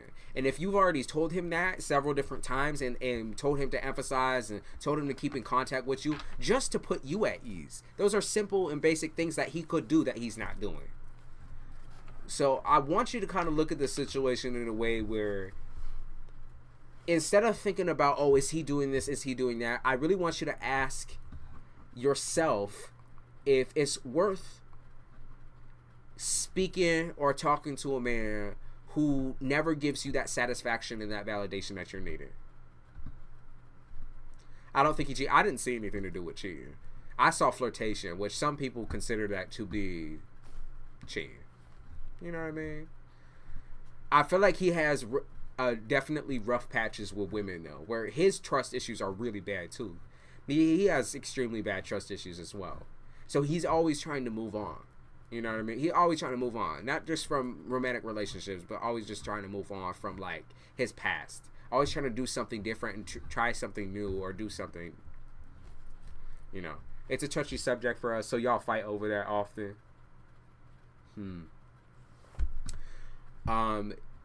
The only way that anything will work out in the long term for y'all is if you get your communication right. That's the only way.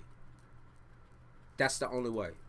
Nothing will change about you having to wonder and like, you know, where you're sitting there having to basically psychically think trying to psychically know what he's doing, right, at all times. Your trust issues are bad. His are bad. And both of y'all don't communicate enough to make up for that. So it's only like a ticking time bomb, where this feeling is going to keep getting larger and larger and larger until both of y'all or one of y'all explodes. You know, what's his argument against communicating with you on a regular basis? What's his argument? Trust me. You know, people have to earn that trust, especially if they've done things in the past. They have to earn that trust, regardless.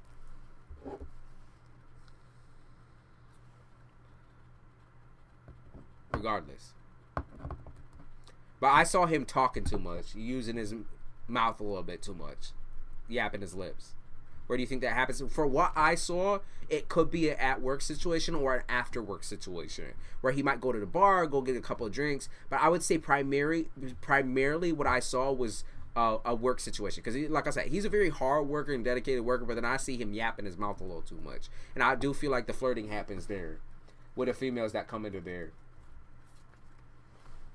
Okay? I would even, you know, I'm not necessarily someone who pushes for look through the phone type situation, because I do think like you have to just have a certain amount of trust in yourself of when you start seeing that withdrawn personality within your partner, or they completely switch up on you, you should be aware that there is something happening. You know what I mean? But if this is a situation where he's been consistent and the same throughout y'all's relationship and his patterns have been the same, then, you know, as much as I would say like flirting is a big fucking deal, I would say the bigger deal is getting on to the right track communication wise. That is way more. You know, you figuring out and trying to like be the detective, that's great, right? But you have to communicate. You just have to. They have to.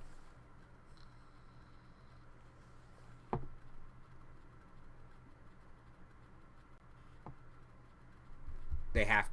Like you can't. He has to be able to communicate with you, or the relationship will end. That is what it's looking like. He likes to sweet talk me out of things. I believe that too. I saw that too. Like I said, he likes to use his words to wrap you around his finger. But you know, I would wonder if he would be open to y'all just sitting in front of each other and kind of just saying how you feel about each other within that moment of like just being able to sit down, settle down. I would have that conversation with each other. I believe he is loyal. As long as you don't mind a little flirtatious talk. Like I said, I didn't see any cheating at all. I didn't see any sexual bits or anything like that. He's a yapper. I love that. A yapper. I just saw slight flirtation here and there. That's it. Too much talking, you know. Sometimes people run their mouths, and you know they get that type of attention from women, and it just happens. And then they're like, "What the fuck are these people even seeing me? I'm just talking." You know what I mean? I'm just saying my piece. I'm just saying what I want to say.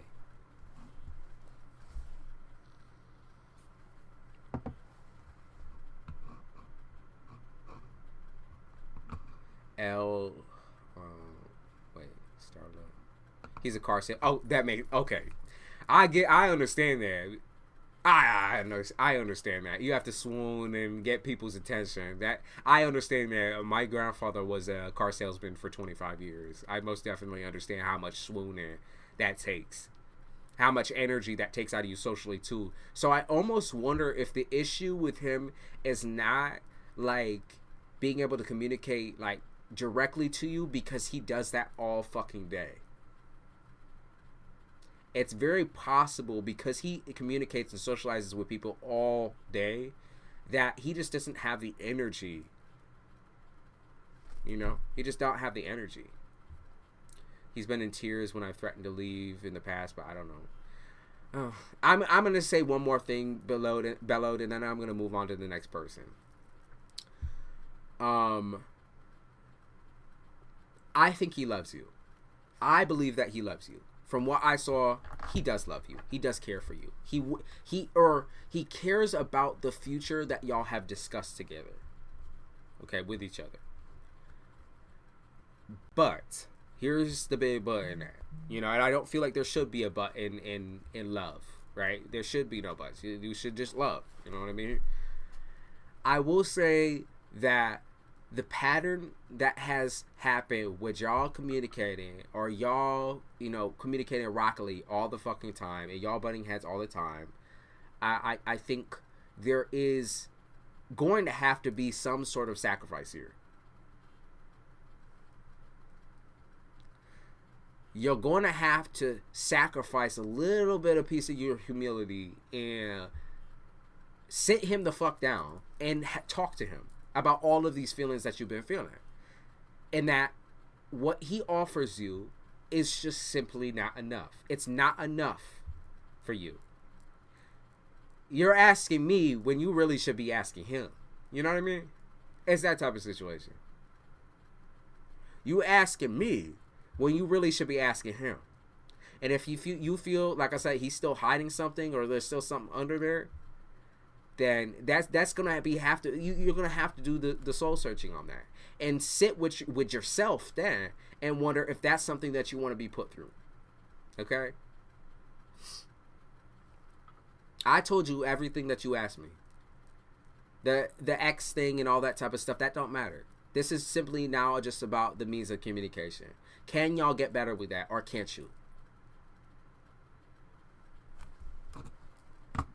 Y'all have instilled trust issues in each other. It's weird, I can't text you. Oh, Ray 2, you're back. Basically, what ended up happening was you were booted out temporarily, Ray 2. So you were on like a little bit of a timer. Serbia apologized. She accidentally booted you out. Finally, I'm back.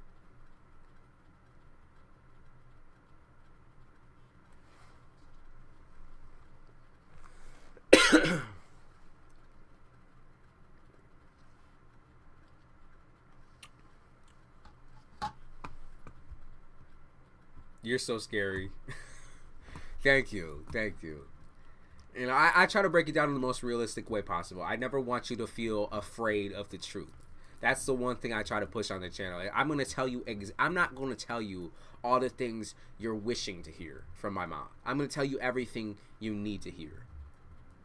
And I'm going to tell you how to improve. And it's just totally up to you. It's all left in your hands on whether you want to do that or not.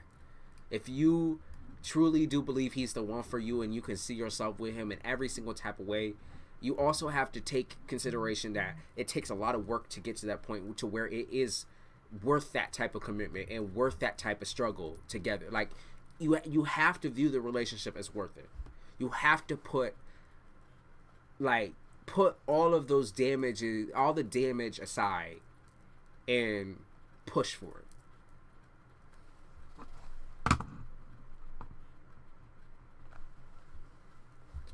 Let me see, Sam. Make sure it came through. Thank you so much. So I did hear it vibrate here. I got it, Sam.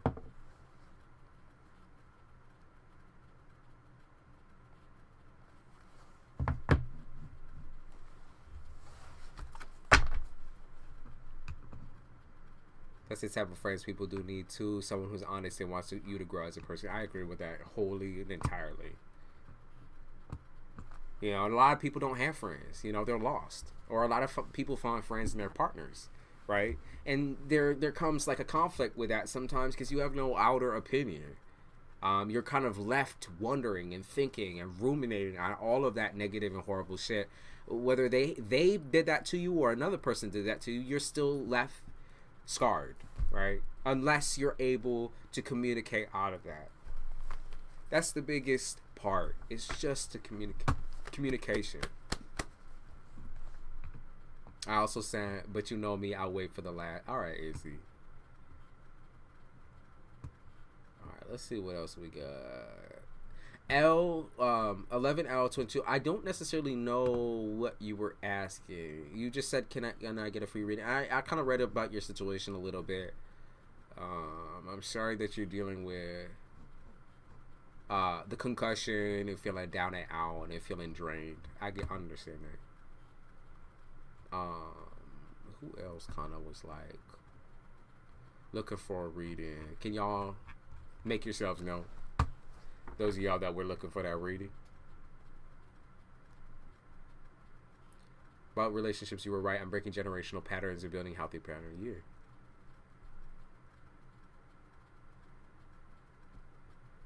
Right, Starla, you're totally right on that. No, Starla is right.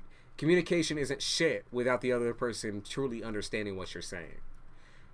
And what it takes for that is for you to be emotionally in tune. You can say something and you can be logical about it. You can be brainiac about it. You can explain to them in every way possible, but until they feel and see and hear your real emotions, like where it's stemming from, how it's affecting you, they can't make a decision on that. Sam sat cash out. Yeah, I saw it. Thank you, Sam. I appreciate it. But until you come in touch also with that emotional side of yourself, nothing will go through. You have to be honest. You have to be honest with yourself. What is affecting you?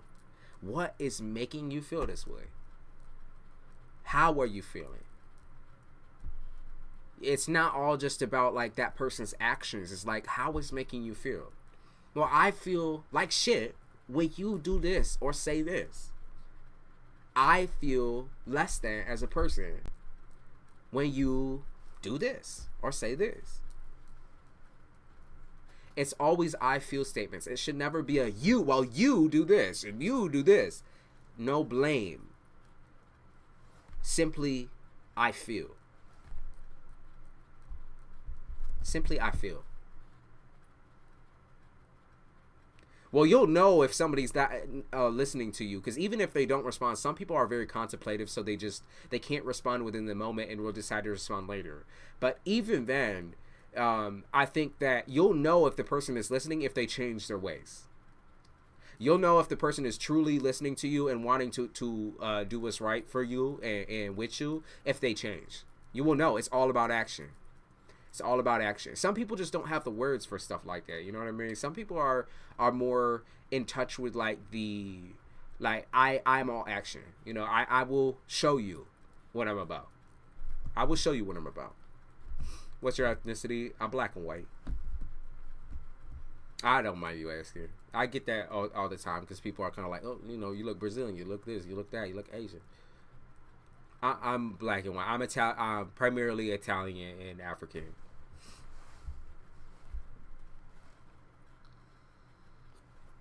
Sicilian, like the dark Italian type. That's why I got all this fucking hair. I'm like a fucking gorilla.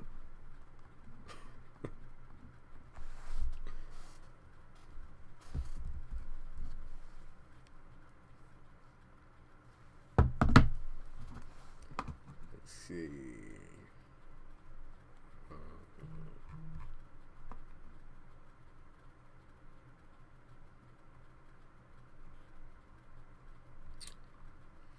Oh yeah, I see some new people in here. Hello, Simon. Oh, what the fuck is YouTube chat doing? Come on, scroll down now. But I opened this for New Year's or for New Year's until after the fact. Starla, I couldn't give you like a couple cards. Doesn't matter. We're all in human costumes. I agree with that. Ray 2, I actually agree with that. A Ritz cracker. I think like when people see your like when they see your physical, your ethnicity, I think it's important to clarify that most definitely I am, for one, an American individual. So like, I love the study of ethnicity though. I love the study of Africa. I love studying things. I'm very much so a well-studied person. Voodoo. A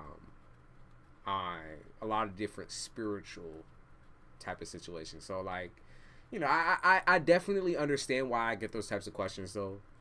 People just curious, and I'll leave it at that. I don't feel offended by it. Now when people like assume shit like, you Asian, bitch, you Asian or whatever, I'm like, I'm not. I got that 5% Chinese in there though. I got that 5%. Hey. And I could technically become a citizen of Italy if I wanted to. But, hey, that's what it is. America, USA. USA.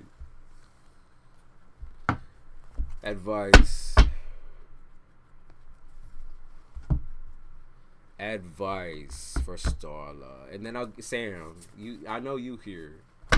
And I'll get to you. Yeah, I love this. This. It's interesting.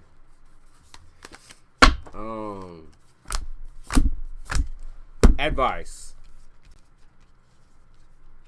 Oh, Starla. So this is about your creation. So it's about, whether it could stem from like arts and crafts to spirituality to what you show people. I feel like you present yourself very realistically, Starla. You present yourself as being a very empathetic, kind individual. You have like a sweetness about you that is like unlike no other. And I feel like that for some reason I can also see people criticizing you on that.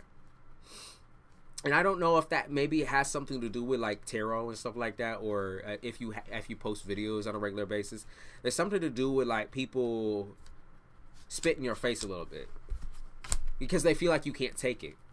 Does that make sense? And this could also just be in your actual life too. It's like people feel like you can't take certain shit. Like you're too empathetic, you're too emotional, and I just don't see that at all. People also hate when you cry or when you start like getting in touch with your feminine side. Like people just don't like that shit, or there's people around you that don't like that shit, that actually look against you. Like they look to work against you because they know you're sensitive. I will say that my biggest advice to you is that continue to be as empathetic as you need to be. Okay, I think you have no shame in it, and I think you need to continue to have no shame in it. I think people try to put shame on your name though. I do believe that. I see nine of wands. Nine of wands. People are scared of who you are. Now, I think this has something a little bit to do with family. They're scared of who you are because you're nothing like them. That's the biggest bit. You are really polar opposites, water and oil. You're nothing like them. I think they're scared of who you are. And I would continue to be, like I said, continue to be yourself. Continue to be authentic. Continue to be real. Yeah, I also picked up on this part of my life is over. That's something that came up too. I'm in my authentic villain era. I picked, like I said, I picked up on this part of my life is over. It's just over. It's done with. There's no more discussion. There's no more having to talk about it. There's no more discussion on this topic. There just isn't. It's done. So leave it in the past. Especially those people that be crawling back up your gutters and shit like that, trying to talk to you and communicate with you. Leave it in the past. Leave it. Leave it where it's at. You're a different person now. You just are. You just are. You said you're Persian. Persian people are beautiful. Very beautiful. Very long eyelashes y'all got. Y'all got them fucking fans. Like natural fans and shit.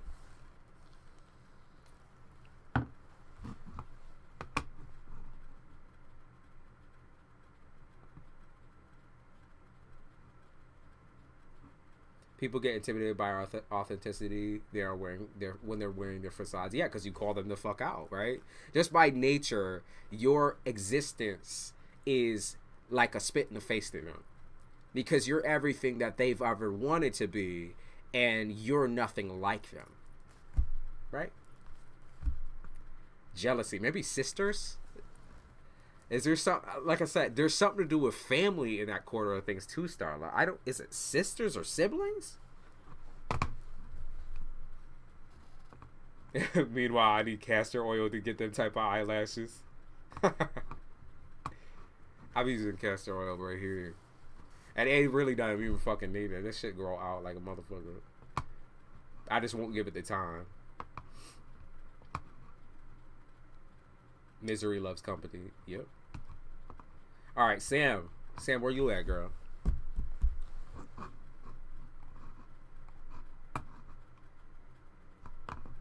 Sam, let's get you that mini read.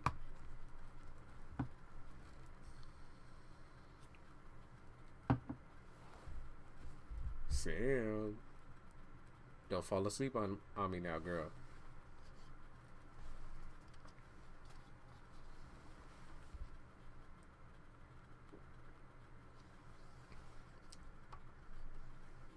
I have an envious sister and mother. Okay. Now I get it. I picked up on the sister. I picked up on that sister. She is a hater. But I feel like that was something brought on by your mother. So I'm like when I say certain things, I want you, I think you already do understand the dynamic, but I also want you to understand that just because people dislike or hate who you are and have like a, you know, they make guesstimates about you that aren't exactly correct, it doesn't necessarily mean that like they want to hate you. Because I don't believe that they want to hate you. I think they just lack the understanding of you. Like I said, you're everything they've ever wanted to be. They just don't understand how you are the one in the family that made it to that point. So they don't hate you. In fact, they very much so love you, but they also envy you. And those two things are extremely conflicting. Extremely conflicting. Because you will do nothing but have cat fights 24/7 with these individuals. Because they disagree with your life's choices, because they disagree with their own life's choices. You know what I mean? They love you, but they also envy you. That's a conflict. And that's not something you can heal within a day's time. It's for damn sure. Yeah, y'all, join the Discord server. You know, we're about to start doing video readings and stuff like that again.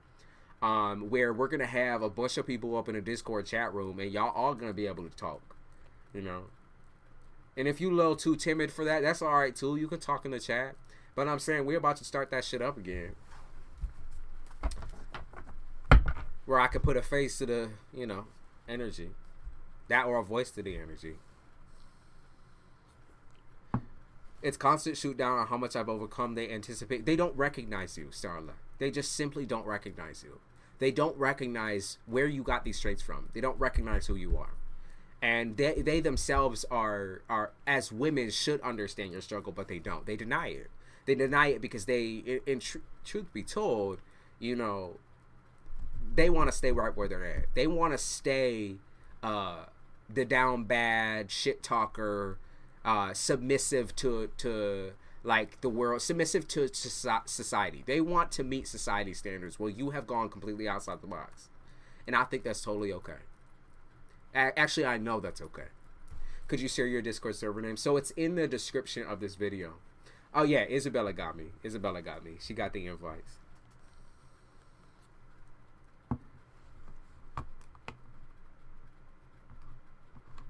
She got me with the invites. All right, I'm sorry about that, Sam. I just want to preach a little bit. Let's do your genre. Listen up, Sam. Let me put my music back on. I feel like you a music gal. Let me put that back on real quick. Oh, Sam, you are... Woo. You got some fire in you. Shit. Sam got some water traits and also fire traits. Like wherever they are hanging at in your chart, it's like it puts everybody's lives in the balance. It's like shit. You're hilarious, Sam. I just want you to know that. Your energy is impeccable. Let's see. Oh, the intimidation factor is getting on your nerves. I can feel that. You're like, why is it don't make no sense. Why are all these men that I deal with, why are all these people that I deal with cowards? Like, you couldn't just come to me, to my face, and speak to me about that. Like, you couldn't just come to me real? Come to me correct? Like, for real, though? Like, what type of bitch do you think I am? Excuse me? Scorpio moon and Aries, Mars, and Mercury. There it is. You don't play about it. Pisces sun, you definitely don't fucking play. You know, that's the thing. When you have Pisces pair with Aries, you're going to speak your mind, even if it hurts people. And oftentimes Pisces pair with Aries is also going to speak about, you know, they're going to maybe hit a little too close to home and gut people where they need to be gutted. Now, I will say your words can be really harsh, and people, I will put criticism on the fact that oftentimes when I see Pisces with Aries traits, I'm not going to say you a natural hater. I'm just saying you know how to pick on people. I'm just saying you know how to pick the fuck up. You know how to snatch people. You said I was raised by 2 Aries. Jesus Christ. That must have been a loud-ass household. Yeah, you had to learn how to defend yourself, right? Sam. Whew. I am a hater. Alright, Sam. Because I'm always right. See, but okay. Riddle me this, Sam. Two people can be right at the same time in totally different ways. So you right. Yeah, okay. A lot of time you are right. But they also can be right. Sam. Alright, girl. 5 of Wands in reverse and Page of Wands in the upright. Ace of Cups. I don't believe you. I don't trust you. That's what you're saying to people. I think you're saying that to a man particularly, or romantic affairs. I don't believe you and I don't trust you. I don't trust you have what you have in your pocket. I don't trust what I'm seeing. It's hard to believe. I don't trust it. I don't feel that. You know, I don't feel that you're telling me the truth. I also pick up on Aquarius energy, which is like, okay, so, you know, I am an individual. I was built to be an individual. I was built to last by myself, for myself. You know, and all things considered, I feel like I've done a pretty damn good job. You know, I might fuck up occasionally. I might have my moments, but like I feel like I've done a pretty damn good job. 3 of Cups in the upright, 4 of Wands. Is this just for the women? No, it's not. Of course, women and men both have different expressions, and that it's also just based on how you're raised. But it's not just for the women. A Pisces and Aries mixed together within one individual oftentimes creates a truth teller. It creates a person who will gut somebody with their words. Even if you're trying to act nice, what you say will get on people's nerves. It will hurt people. It will hurt people. Because you're not only are you saying the truth, but you're also putting a dash of sass in there. Regardless of whether you're a man or a woman. Yeah. So, 9 of Cups. Okay. Sam. You are not... I will say this. You're not the problem. Okay? Your anger is not the issue. The way you present yourself is not the issue. It's what you're choosing. Okay? It's your choice. You have a habit of fixing. You have a habit of being the Bob the Builder of the world. When you meet a man or a woman, I don't know what your preference is, but it don't really fucking matter, because at the end of the day, it's the same shit. Where you meet somebody that you like, 99% of the time, you are looking to fix their faults. You are a perfectionist. And I mean that in every facet. The way you present yourself physically, emotionally, everything. You want everything to be perfect and on top. But then you start getting emotional and empathetic towards, hurt people. And you know the saying, hurt people hurt people. You find a person who has been traumatized and hurt, and you convince yourself that you can help them. And I'm not saying you can't. But I'm also saying that's not the right way to go about any type of romantic relationship. Your interest in these people is because it's like, instead of creating a situation that you could be happy with, you create a challenge, Sam. You create a challenge for yourself because you have been challenged time and time again by your own expectations. You hold yourself in very high esteem. Even if you struggle sometimes with your confidence occasionally, you hold yourself in very high esteem. You do. I make myself too available, to be honest. It's because you are looking for a challenge. And I'm telling you, it's not about that. The character that you're looking for within a man is wrong. The character traits that you see are wrong. And it's not like you accept just anyone and everybody. I want to make that clear. It's the particular attraction to hurt people. I'm not going to say it's like a bad boys thing, like where you attracted to all, the, mysterious and lonely type or anything like that. It's just, you have an attraction to hurt people. You do. You have an attraction to I'm going to say this because I also kind of struggle with the same issue.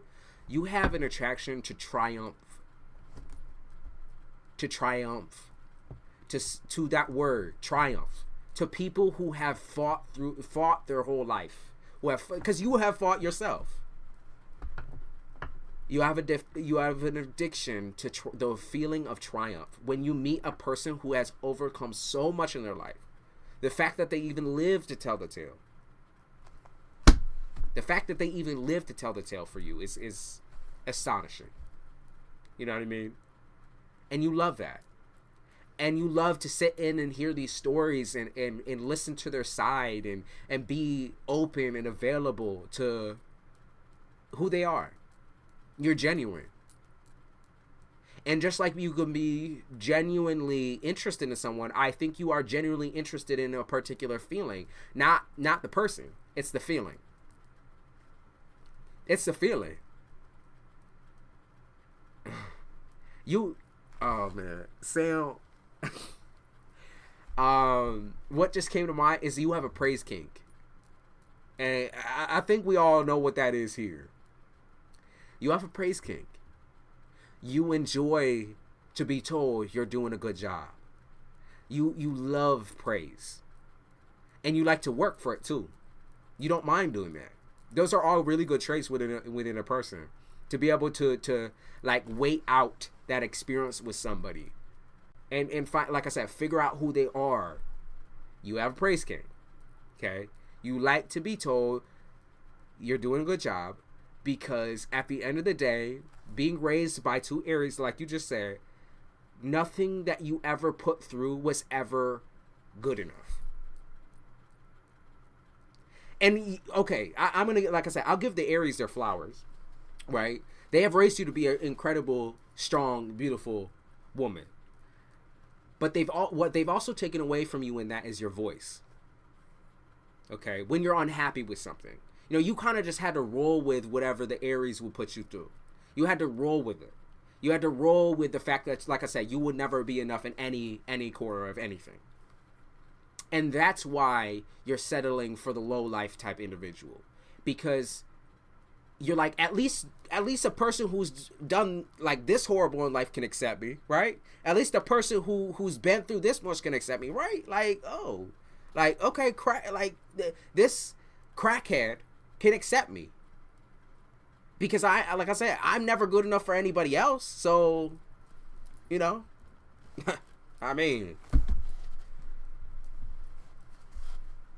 your addiction to praise needs to be sorted. You won't meet the person that you're looking for until you're looking for them. Like, truly looking for them. Okay, Sam? So let me see what Spirit wants to say a little bit. We're going to look for a couple different cards here. Dealing with an Aquarius man with addiction issues. I see.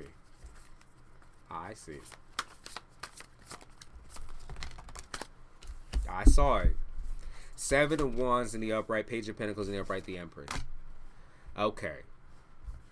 I also believe that your parents or whoever you were raised by showed you that no matter what, you have to stay. No matter what, you have to figure it out. No matter what, you have to, like, sort out that person's issues for them. No matter what, right? Even if, like, you don't feel happy, you don't feel satisfied sexually, emotionally, or you know, just in general, mentally around them, you don't feel sound. You have to sacrifice your mental stability so that they can get better. And that type of loyalty is something that, like, you know, not a lot of people have. But I also feel like, to an extent, you have to be more loyal to yourself. Addiction is a self thing. Addiction is all about self. It's all about what that person be thinking about themselves. You can't change, and Sam, there are a lot of things that you cannot change with your love. Your love is powerful. It is strong enough for the people who will accept it and love you. But it's not strong enough for the people who are like this, self-absorbed. Self-absorbed. They're not a narcissist. No, not. I don't think this person's a narcissist, but they suffer. And they suffer because of their own hand, not because of you. They might blame you occasionally because that's just what an addict will do. But they suffer at their own hand. And sometimes you have to leave the suffering behind. And you get what I'm getting to. You have to leave the suffering behind in order to find somebody who's more on your level. Because, Sam, you suffer internally too, right? You suffer too. But it's different when you find and meet the person that will recognize your suffering and validate you. They will validate you. It's not just all about them. It's about both of you. Both of you together. Okay? Both of you together. Both of you as people together need to both want to quench each other's needs. To make each other feel good. Both of y'all together. So, you know, I don't see the Aquarius getting better. I don't. I'm just leveling with you. I'm leveling with you because I feel like you're open to it and you're open to listening. They won't get better because it's a journey that they need to do on their own. And who knows about the future? Okay, maybe they come back around. Maybe this happens. Maybe that happens. But don't stay loyal to an addict. Stay loyal to yourself. Stay loyal to yourself. Stay loyal to everything that you have built for yourself. Like I said, because everything that you've ever done has never been good enough. Never. It's never been good enough. But what I want you to tell yourself right now is that you are doing everything that you can and that you're capable of. And it is enough. What you do is enough. The type of love you show is enough. They're just rejecting you. They're not willing to accept you. Okay, and accept your feelings. So, like I said, everything you do is good enough. It's just not for this person. This person suffers and struggles at their own hand, and you can't relieve them of that. You can't. Nobody can. Only them. Really. That's how addiction is fought through. It's a self thing. And I know that most of all, being an addict myself. It's not something you can fix. They have to want to fix it. And they don't want to. and you would like to move on with yourself. I know you do. I know you do. I know you do so bad, because I can see you leaving the ultimatums at the table and being like, well, if you can't do this, you can't do that, then I gotta go. You know, I gotta go. And then you get pulled right the fuck back in with their, you know, suicidal behavior, or like their reckless behavior. I feel that like the never good enough, but at least I try. You have to. You have to try. And you will find the person who is going to treat you correctly and is going to relieve you of all of that, you know, oh, I'm not good enough for you shit. You will find that person as long as you're looking for them. Stop looking for the people who will never accept you. You are not so damaged that you can't handle a decent relationship. You are not damaged at all, in fact. Okay? Your life has left you scarred, but you're not damaged beyond repair. And you got to stop seeking out those people who are damaged beyond repair, who will never change for you. Change for yourself.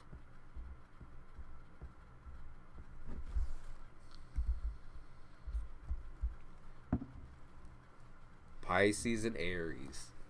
Strong, strong mixture. Just as strong as you can be, you can also be very, very much a rose-colored glasses type of girl. I just want to build with healthy people, and you can. I want you to know that you can. You are capable of it fully. Fully. Right now, even as you are currently right now. It's just a simple mind switch. I think you need, like I said, you need to get away from this person, for one. Get away from the Aquarius and the Aries, I guess. Take distance. You need to get away from the Aquarius, though. That person is the one pumping the doubts into your head. Their situation is pumping all the doubts into your head. You are fully capable in the skin that you're in the mindset that you're in the current situation you are in. You are fully capable of having healthy relationships and healthy boundaries with other individuals. You have to stop relying on these low life, low down ass people for that type of affection that you're looking for, though. You have to. And like I said, that doesn't exclude at times family. And like sometimes we can't separate from blood, we can't separate from family, but what you can do is create boundaries. Don't allow them to walk on you.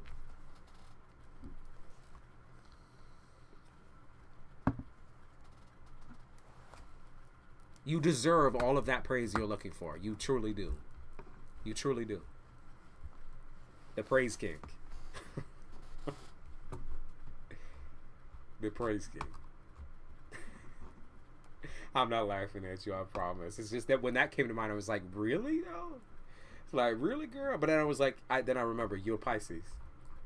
That makes sense.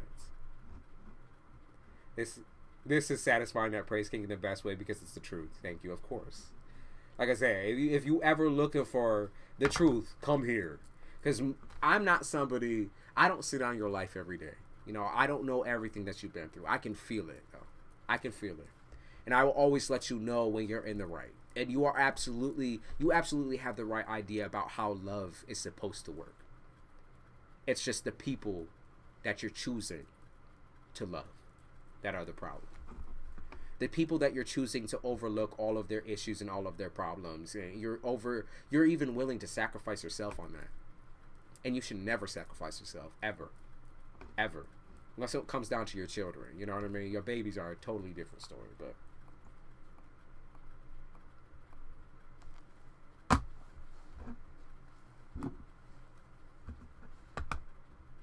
you can laugh because it's so on point.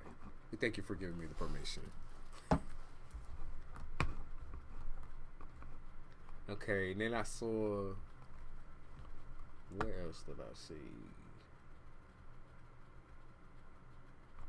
There's that Aries energy with Ski Mask. There's Sagittarius as well.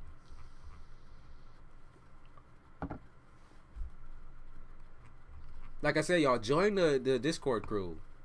Join the Discord crew. It's in the... So it's in the description all the way at the bottom. I went against the guidance and got my ass handed to me exactly the way you said I would. So, I'm not gonna scold you because you knew what was gonna happen. I don't think you need scolding or pity or anything like that. What you need is action. You know what I mean? Just action on your part. And I'm glad that you came back to clarify and to. It takes a lot also to admit that you were wrong too, because I know that's a tough fucking thing with Aries placements. I know that's tough. That's tough for me. Cap, Taurus. It's tough for me. But once I learned to be like, oh, I'm wrong, or I was wrong, I let it go. I'm able to just let that all go and keep it pushing.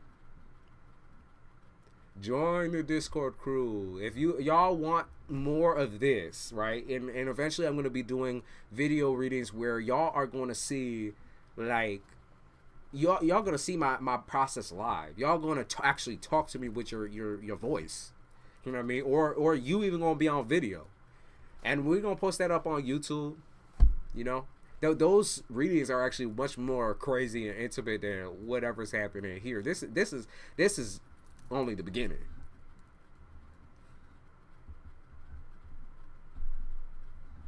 This is only the beginning. Okay? Join the community.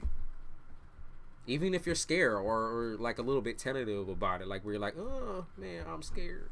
I don't know. What's Discord? Isabella posted in the chat. It's a community. It's like a chat room. It's a chat room where we can like video call or even do little phone calls. And if you are wanting a community to where you could feel like fit in type situation where you actually don't even have to fucking fit, to be honest with you. You could be jaded as a motherfucker, but just know if you get too jaded, we gonna have to boot you. I'm too shy. You could be. I'm still gonna be reading the chats too, so don't worry. If you don't feel like speaking or anything like that, it's the same shit. Just different presentation.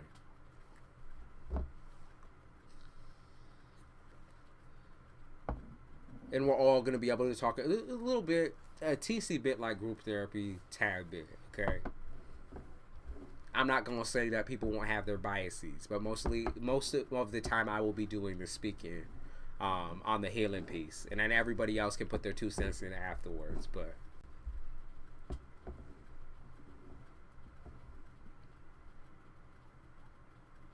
yeah.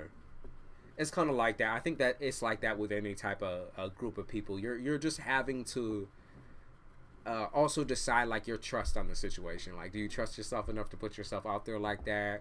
Do you want people hearing your situation? Is it free? Yeah, it's all free. Discord is free. Discord is free. We've had people like shaking over the phone, like their voices like shaking, like. But what you'll realize soon enough is that everybody is incredibly warm, in our chat. I always try to keep the nasty people out. It's very warm and accepting. Nobody is there to judge you whatsoever. I have heart palpitations as well. My anxiety just shows a little bit different. I don't freeze up necessarily. I just talk a lot when I'm anxious. It's the reason why I'm so good at this. We need to get you a pointer finger stick like elementary school, so when you bring it out, everyone is silent. I'm hoping that hopefully we don't get like those same types of people that we had about a year ago, where they were like trying to talk over me and shit like that. Because most definitely I will ban people. I will kick people the fuck out. Just know, once you hear my voice, and I will hear, like I said, I will sit down and hear all of you too. I will sit down and listen to all of you. That's quite easy for me, actually. Because a lot of y'all solve your issues and your problems basically by yourselves. I just have to kind of like listen enough to hear it and be like, okay. See, now I know. You know what I mean? See, now, okay, you need to listen to yourself a little bit. Listen to what you're saying. I have screenshots. So I think I still have recordings. Or I have like little clips that other people have taken of like some of the funny ass situations that had come through. Social anxiety is real. I can't always look at someone in the eyes, but it's gotten better in person. I always use the thing of when I used to do pub or debate in high school. I always use that trick where you're looking at someone's forehead, and you're not really looking them in the eyes. You're looking at their forehead.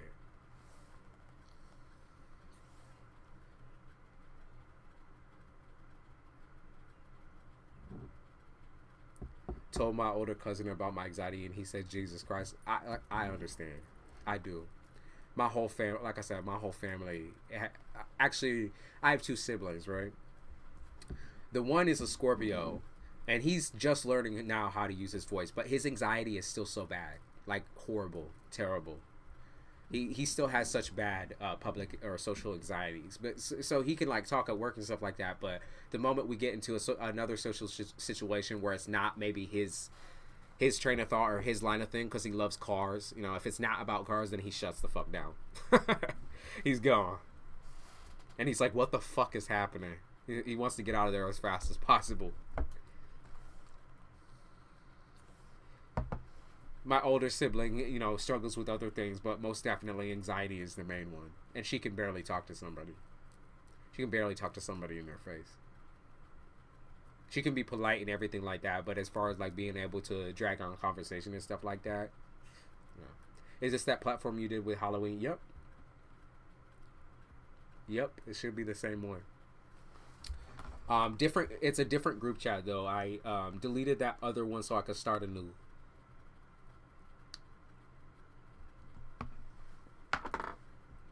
I can't add the viewer role on Discord. Here, Isabella, I'm gonna boost you up a little bit on there. Let me get you. You'll be the one person that's boosted. Let's give you the Occulture X role as well. I'm trusting you with it. Now your name's Purple. Hi, Grishma.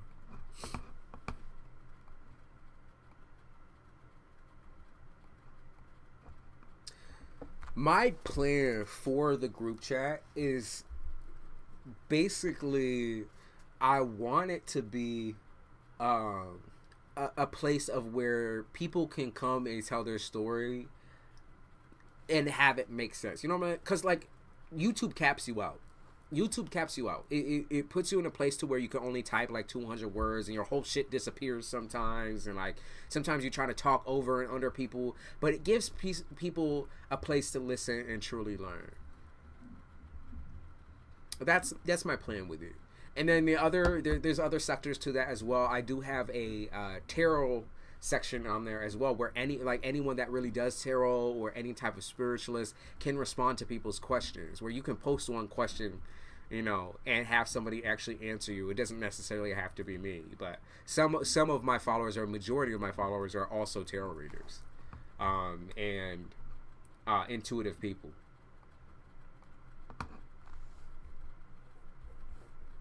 Took me a while, but I joined. Yeah. If it's something new to you, it might take you a second to get, but it's pretty easy to learn.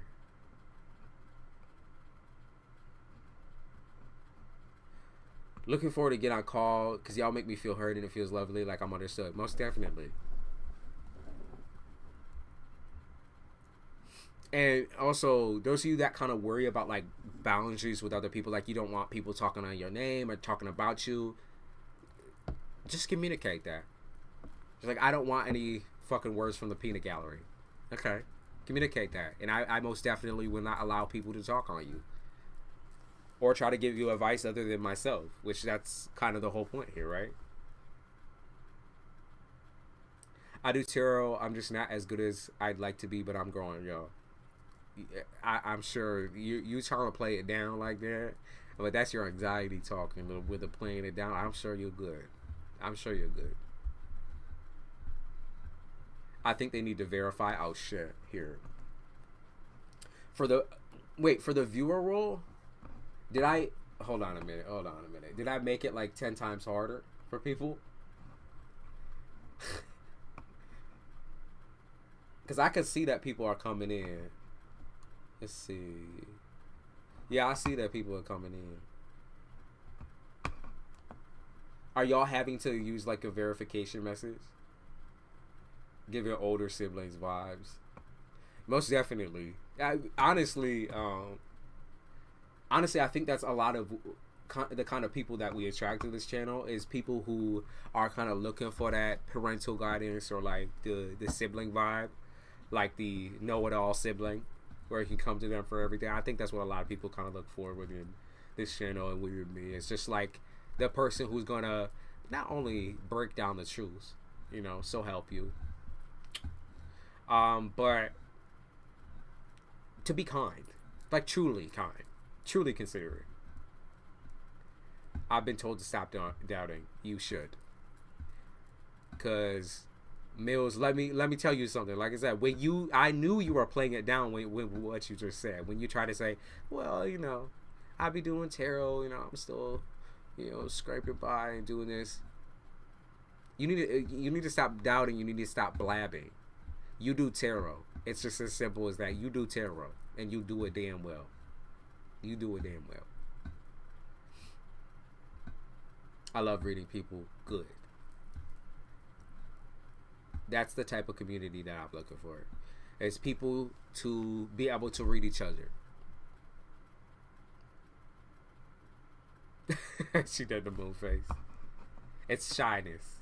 It's just being shy, and there's nothing wrong with that either.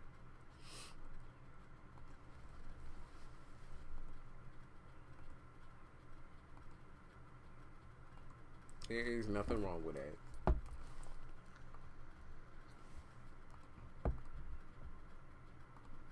And everyone of any race, creed, religion is welcome. As long as you, like, some people really do mind when I be talking on God and them.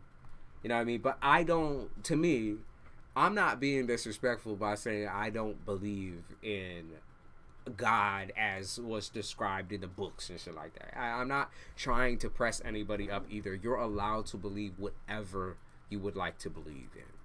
That's the pleasure of being a person, right? A human being. You can believe whatever you want to believe. I'm never going to judge you on that. That is your mission and your mission alone. And I want to highlight that and make that shit clear. Okay? That's your mission alone. And I won't judge someone based on religion. I won't do that. I'm just not the type. I study a lot of those religions, regardless of like my, you know, a little bit of distaste for the idea of, you know, a God or one single situation. You know what I mean? To me, it doesn't affect me in any type of way. Your religion does not affect me. Like, you're not forcing me to go on a fast with you or do Ramadan. Like, you're not forcing me to go to church every Sunday. So, he said, number 33 has been making me feel a little drawn. I can pull one out for you to see.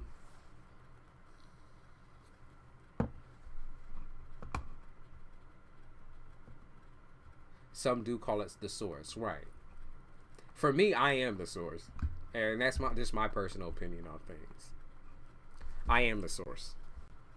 I be talking to my dead people too. I do be talking to my dead folks too. Grandma especially. Grandma Scorpio. But a lot of the time I'm channeling y'all's energy. You. Not God's. I'm channeling yours. You. You and I are having an energetic connection.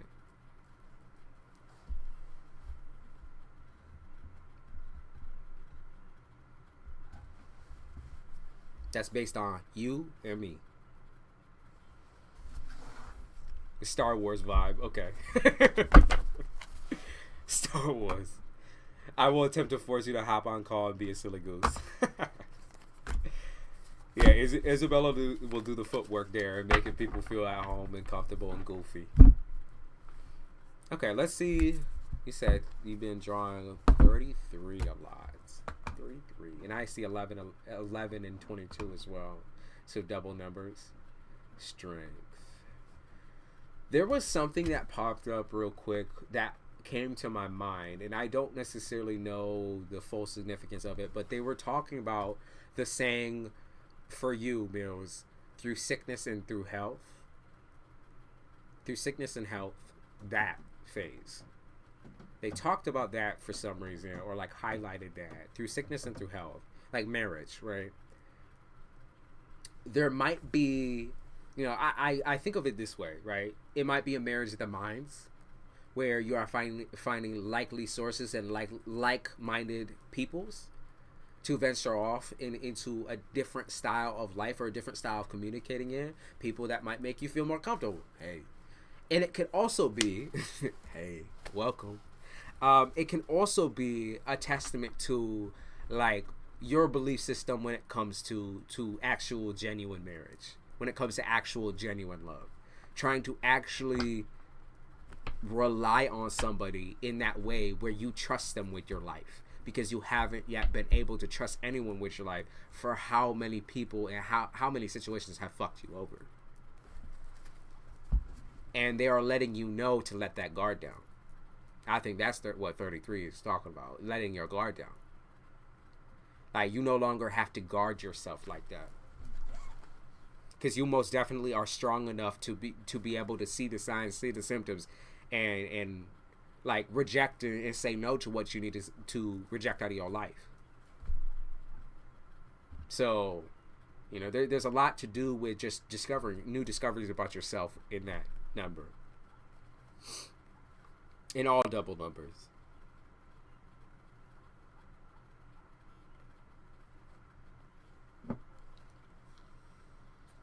Kind of like you are protected type situation.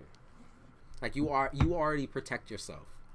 You know, you protect yourself so much so that I feel like you refuse to experience anything but what you've already experienced, which is at times extremely traumatic.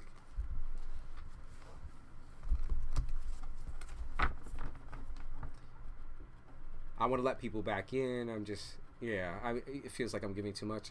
I think you get exhausted holding those walls up. I think it's not always the people that exhaust you. It's holding the walls up that gets exhausting. The things that you have to talk around in order to not like shock anyone or to let anybody in. It's the things that you're ignoring, like underneath your skin, the things you want to say, and the things that you want to express to somebody else without feeling judged.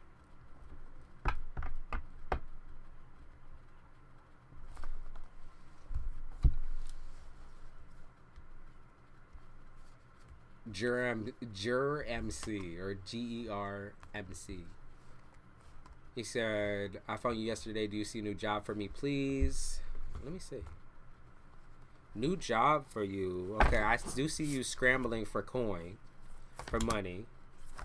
Yeah, you feel like very much so like you're on a roller coaster where things are always up and then they're straight the fuck down, like a plane crash. Straight the fuck down. Like, you never get a fucking break on that shit. I pick up on consistency, Jerem. You never get consistency, and that bugs you a lot because you're like, I put everything into this. Why is there not a consistent following by now? Why is there not consistency and work by now? Like, what am I doing wrong? Let me see. What is it that you're missing? Whole days. Okay. GerMC or GER. What you're missing, you keep thinking by doing the old shit or continuing on with the same occupation or continuing on with the same job is what's going to do you well, but I don't believe that that's true. Like, you might be very, very explored in one lane of things. Like, you might be very explored in this one job. Like, you might have done it so many fucking times that is crazy. Like, it might know it for, like, the back of your hand. But you're a different person, categorically. You just are. You've changed a lot. You've done a lot of soul searching in yourself. You've changed drastically. And I think with that change comes also new beginnings and work. You need to look for something different, something new, something fresh. And I think that instead of going back to the same field that you've been going to, you should pick an all new field. Now, I'm not really sure necessarily what you will be specifically looking for, but I just know it has to be different. You have to show interest in it. Okay? Because you're no longer interested in the old shit. The same shit that you've been doing to keep yourself barely sustained. Something brand fucking new. I do see something coming your way in the summer. They talk about end of summer for you, Leo season. Leo season or Virgo season, end of summer. Something big will come around for you work-wise, and you really, really have to make that effort of like, I know what you're comfortable with, but you have to step outside the comfort zone with that.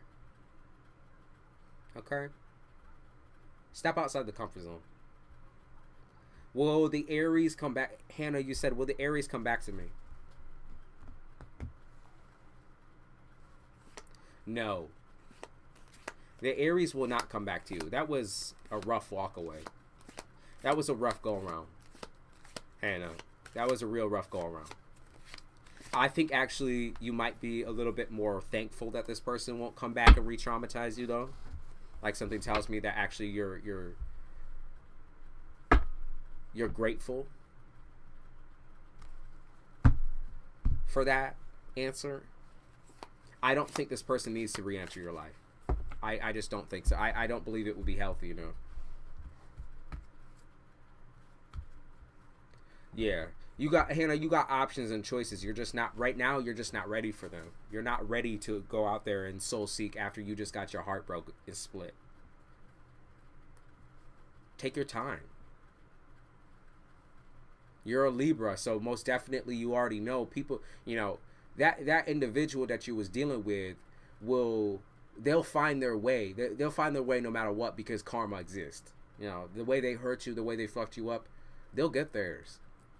But that doesn't mean they'll come back and apologize to you and realize everything horrible that they've done. They won't recognize that. They won't recognize you. Find someone who does recognize you. And it's like I said, it's not today, it's not tomorrow, but in the future. It's coming.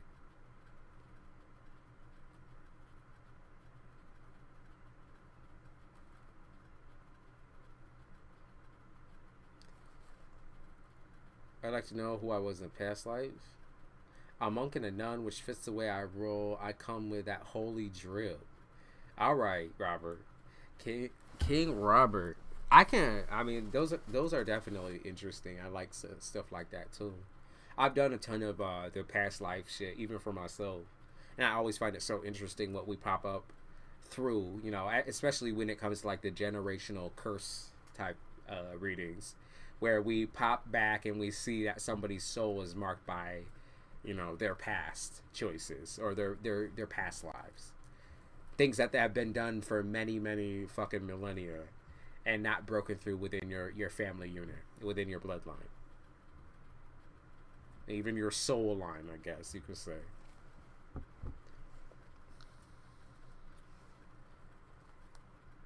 I really need to do something creative, then do it. Don't check out just because you feel like you're going to be rejected or you're going to go in there not knowing a motherfucking thing. You already know what the fuck you're doing. You already have the management skills for that. Okay? You already have the management skills for what you're trying to do creatively. So just do it. Don't doubt yourself for one fucking second. You have everything you need. You just do.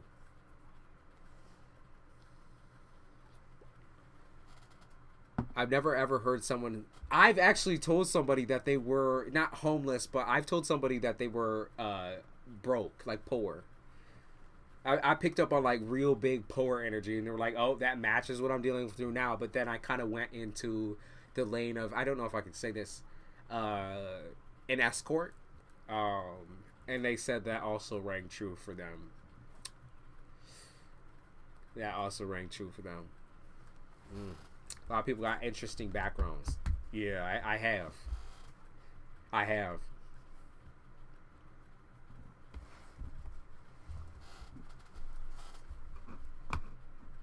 A hobo. Yeah, most definitely I have gone down that path, Isabella. At least once. See, my thing is, I think past lives, not all past lives are obviously applicable to the struggles that you're having now. I believe that we connect the ones that are. I got a Native American past life, which I think will most definitely make sense with your spiritual aptitude for sure, and also your belief system and your caringness about animals, like your connection with animals as well. But I think that the past lives that are applicable are the ones that are going to come up in the readings. Okay, we have many lives, many lives, many. Not all of them are something we have to go through right now, though. And we keep continuing the cycle and continuing, I don't think there's going to ever be a position where we just get it right. Yeah. Actually, I do, Mills. I think we see a lot of our past lives in our dreams. Like, I get those dreams probably about once a month. And it's so specific. Of like you're literally another whole human being, another person, but in a sense you're also yourself. And a lot of the time we can't make sense of those dreams immediately, at least, because it's not something that we want to come to an understanding to consciously. I got Egyptian. When I've done my own, I've gotten a lot of the African background and the Egyptian background, which actually the African and Egyptian background, might be, conflicting to say, but they go hand in hand, because there were definitely a lot of rulers that were African in Egypt, which makes sense. You know what I mean?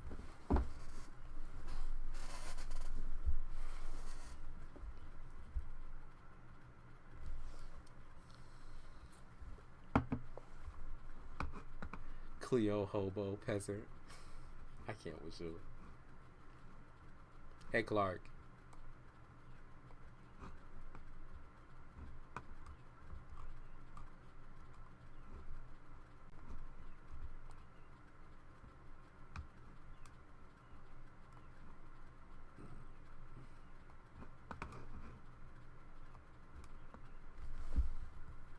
I was a man in too many. That's why I can't get on in this life with my karma.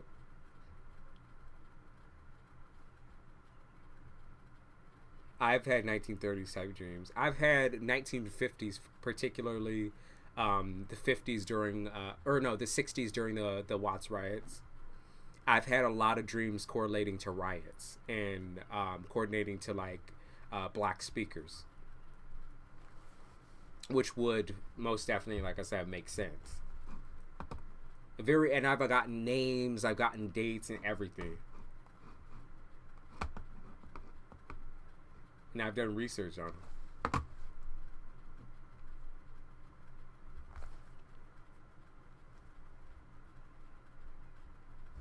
The new person you're messing with, Alex, I'm going to draw a couple cards for them. And then I think I'm going to hop off because I'm starting to get a little groggy. And I kind of want to take a nap. And then, I got to wake up and get my workout on. You were spot on in your past reads. For my own growth, I had to step away from that situation. Good. So the new situation. Let's see what the new situation is looking like. And also, I've started to lose my voice a little bit. We have been on for 3 hours. That's not too bad.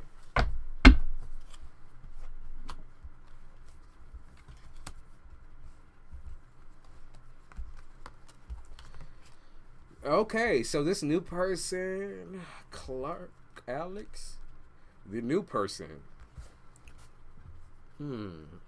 You're both trying to figure each other out. I could see that. Both of y'all are trying to figure out what type of game is being played. And though I don't believe that there is a game being played out either, and I just think she's very weary. Just notice how weary she is about what type of information that she tells you. Because she's trying to weigh out the odds of you being a real individual. She wants to know if you're real or not. Even if you say certain things, it doesn't necessarily mean that she fully believes it. And I think you also picked that up too pretty strongly.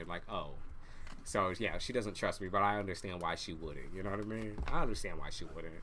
It's just when you've been through a lot, it's very difficult and it's very hard to want or to need somebody, you know, in that way. I see something to do with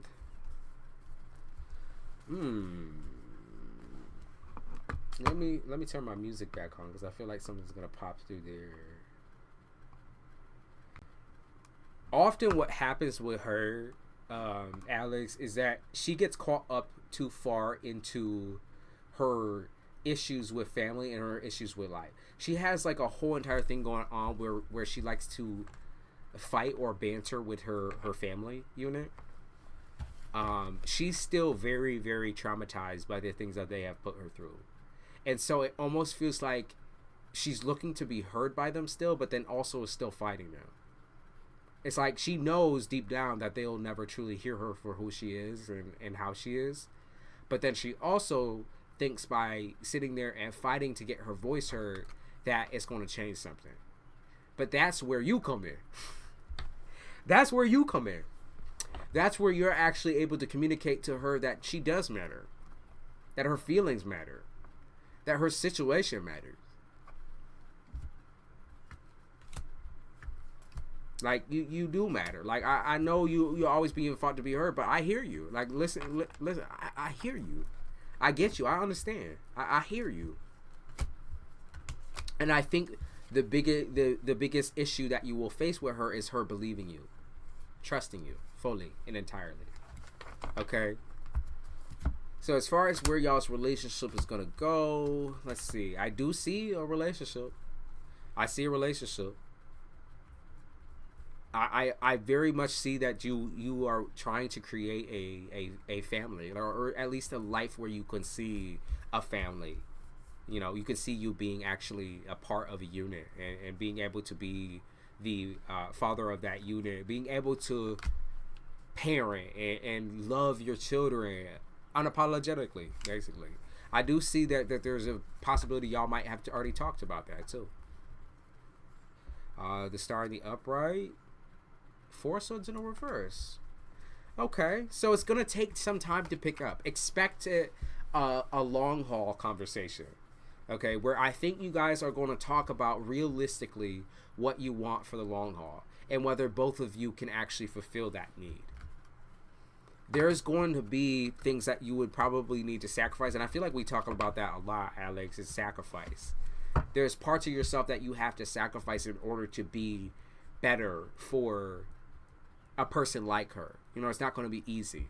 I want to say it's not going to be easy, but also I don't believe that I believe in your genuine kindness and like your genuine like ability to hear her and listen to her, and I do think that will put you in good favor. You know, in that type of relationship where it's easy to get tired though. That's what I'm gonna try to give her benefit of the doubt. It's very easy to get tired of someone who constantly deals with self-conflict. But once you have earned her trust, once you have earned that space in her life, she is loyal. She's ultimately, she's one of the most loyal people that you will ever meet. Aries just have that tendency. She will be the most loyal person you'll ever meet your whole entire life. Okay? She has that capability. I think both of you have that capability together. Remember to listen.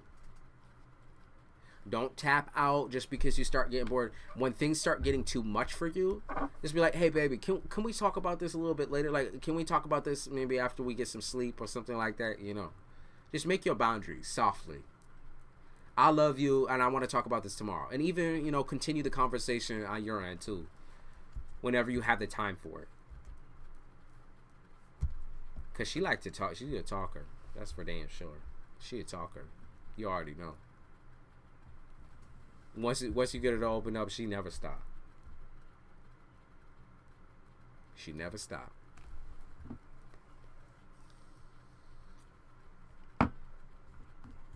I see I see, as long as you're willing to work on it and she's willing to work on it, I do see a relationship here. In fact, regardless, I think that's a relationship. But where it ends up going is all dependent on how much work that you guys are going to put in together, not separately. Well, yeah, you guys are going to be working on yourselves separately. But, yeah. You're going to be working on yourself separately always, regardless of whether that person's there or not. But together, you have to work as a unit. Learn to work as a unit. Learn to listen to each other. She has told me she loves me already, but yeah, I'm there for her, and she's been through some shit. That's good. Make sure she's there for you as well. She's open to listening to you. I know she is. I know she'd fight for you. That's what I feel. And that's the feeling that you've been missing from your past situation as well. Somebody who's willing to fight for you and put in the effort.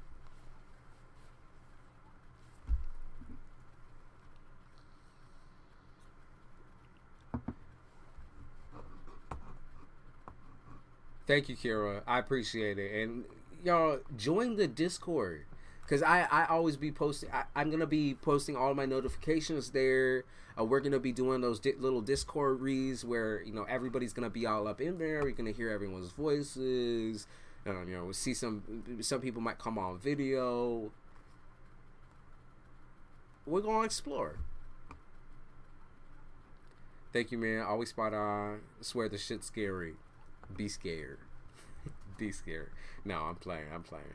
Don't be scared. Just be open. As long as you stay open with me and honest with me, then we can have an honest energy exchange. But enjoy the honeymoon phase, Clark, because right now you guys are learning each other in a way that's most important, which is emotionally. Emotions. You're learning how to process other people's emotions and not run away from them. You're learning to be a little bit more confrontational. And I think you've been scared of that for a while because you're not trying to, like, you know, get to a phase to where you have to, like, scream to be heard. All of y'all, join the Discord. Join the community. Shit sounds scary as fuck. Yeah, it's very interesting dreams with y'all. I'll make a dream chat in Discord as well. I'll make a dream chat.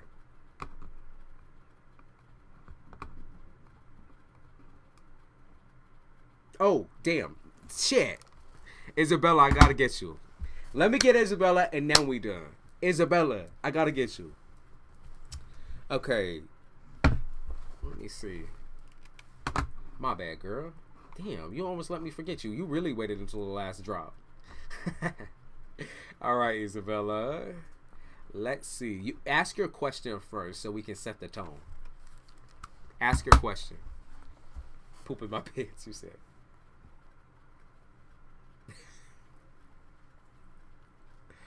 You said poop in your pants. I can't with you. What's your question first? We can set the tone.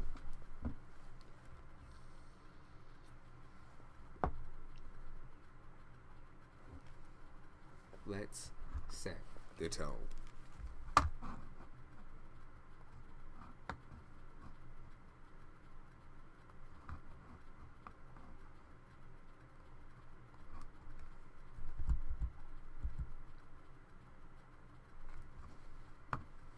Yeah, I'll make a dream chat for Discord.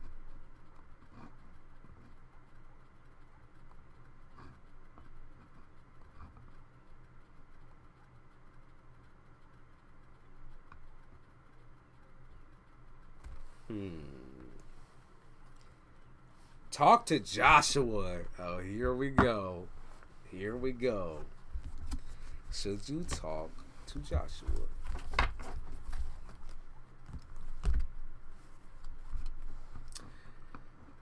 Okay, Joshua is interesting because he's interesting because I feel like he is the type of person to be like nerdy, like a secret nerd even.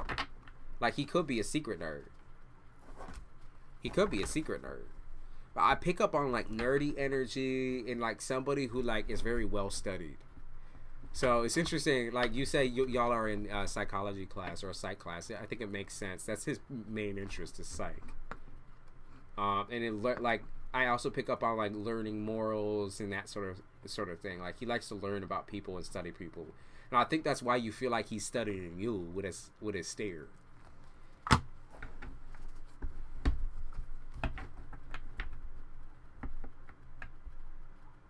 He said his social media is so cringy. I was like, that's not the guy in my class. He's a nerd. I will say Joshua might also be a little bit too immature for you. So though he's like well studied, he likes psych, he likes the learning of people.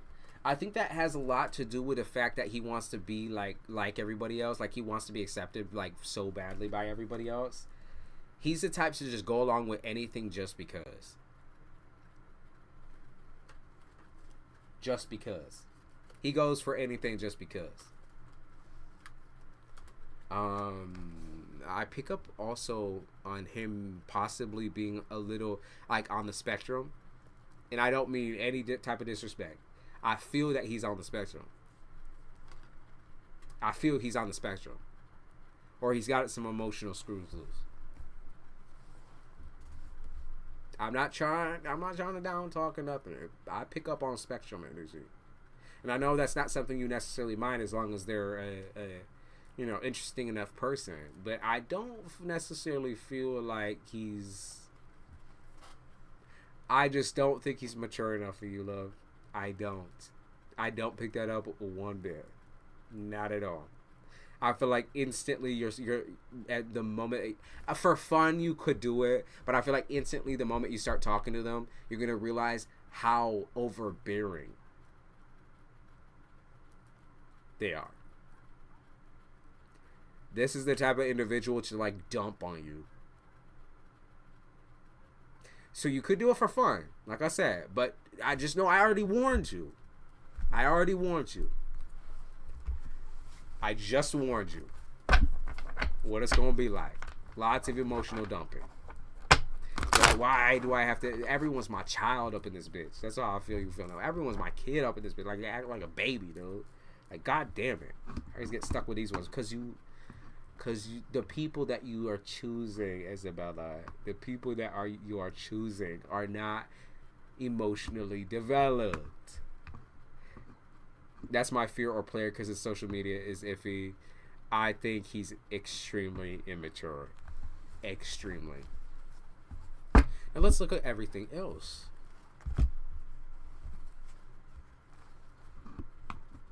Let's start on the work aspect, the financial bits. Financial. Let's see what's going on with that. No one is good for me. That's not true.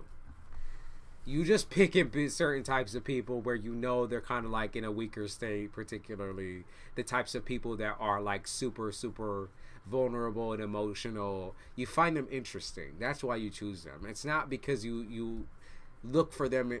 If you look for a partner in them, you look for interest.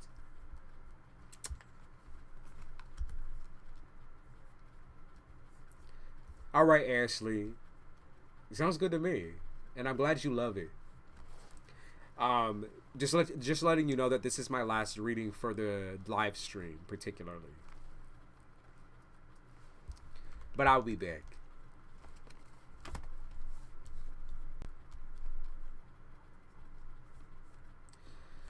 Okay, so with work and with money,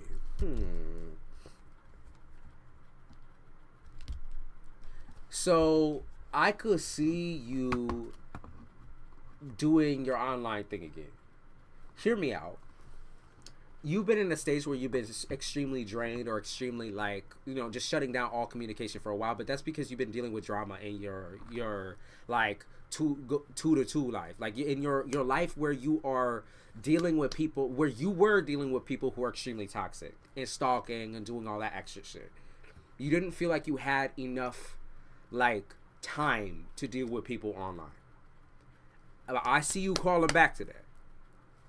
I see you doing tarot again. So I'm saying, I see you doing tarot again. I see you doing tarot again, girl. I see you getting right back into the crux of things. I also do see that you will try to find a job, but it feels like everything's like further out than what you would want to go for. So like you wouldn't want to travel that far every single time to go for that fucking job.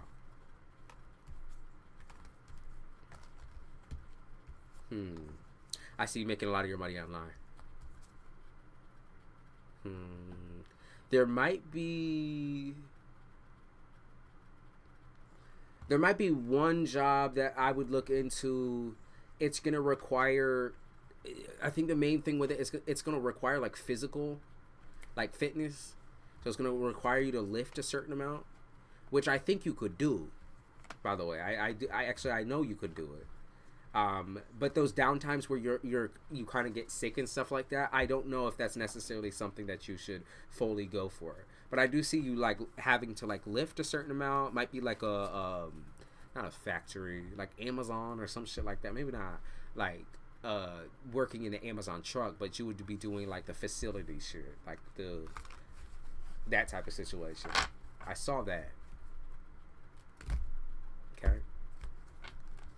Keep getting rejected. Either I have too many qualifications or no experience for the medical field.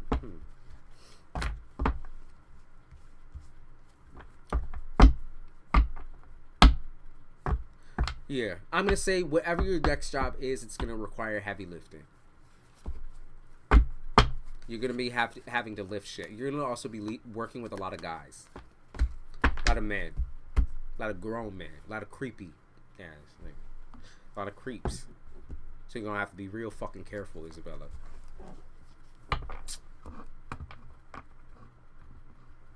I applied for Hot Topic and Pop Shop, something small while I'm in college. I actually agree with you there. I do think if you end up like stocking shelves or something like that, that'd be pretty basic, pretty easily done. But like I said, I think in your next job you're going to be surrounded by men, by grown men. I'm scared you're gonna have to fight them off. But you get paid. You can't be mad at that. You get your money on. You get paid. You get paid, babe. No, I wouldn't necessarily take it as a challenge or anything like that either. It's not. I don't think it's going to be challenging for you. Now, beating those people off you with a stick is going to be the challenge. Like getting them away from you, it might be an issue. But I don't see any like the stalking or anything like that. You said I'm a lesbian woman. Didn't portray that when you get in there. Because like I said, these people going to be all over you regardless. These men's going to be all over you regardless. The uncles at the BBQ's creepy. Get your money. As I was saying earlier, I wanted a man. Well, like you're going to be surrounded by him. So careful what you wish for, right? No, I don't see anything negative coming from that. I just see you getting your money on it. Like I said, I see you restarting your online shit again too. Love, romance. Love and romance. You know, dealing with the fact that everybody kind of sees you as this like bubbly, glowy type individual, you know, water off your back type individual, where you're very like they feel like they can trust you with almost anything. That has been an issue for you back to back because you don't know how to set boundaries yet.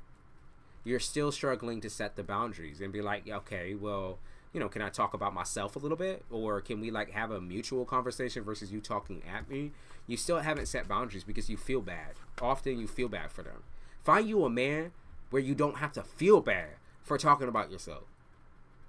Find you a man who's not struggling so badly with themselves, with their self-esteem, that they don't have to constantly talk about how like you know, stupid they are, or how like nobody loves them and nobody likes them. Find you a man who's like realistic.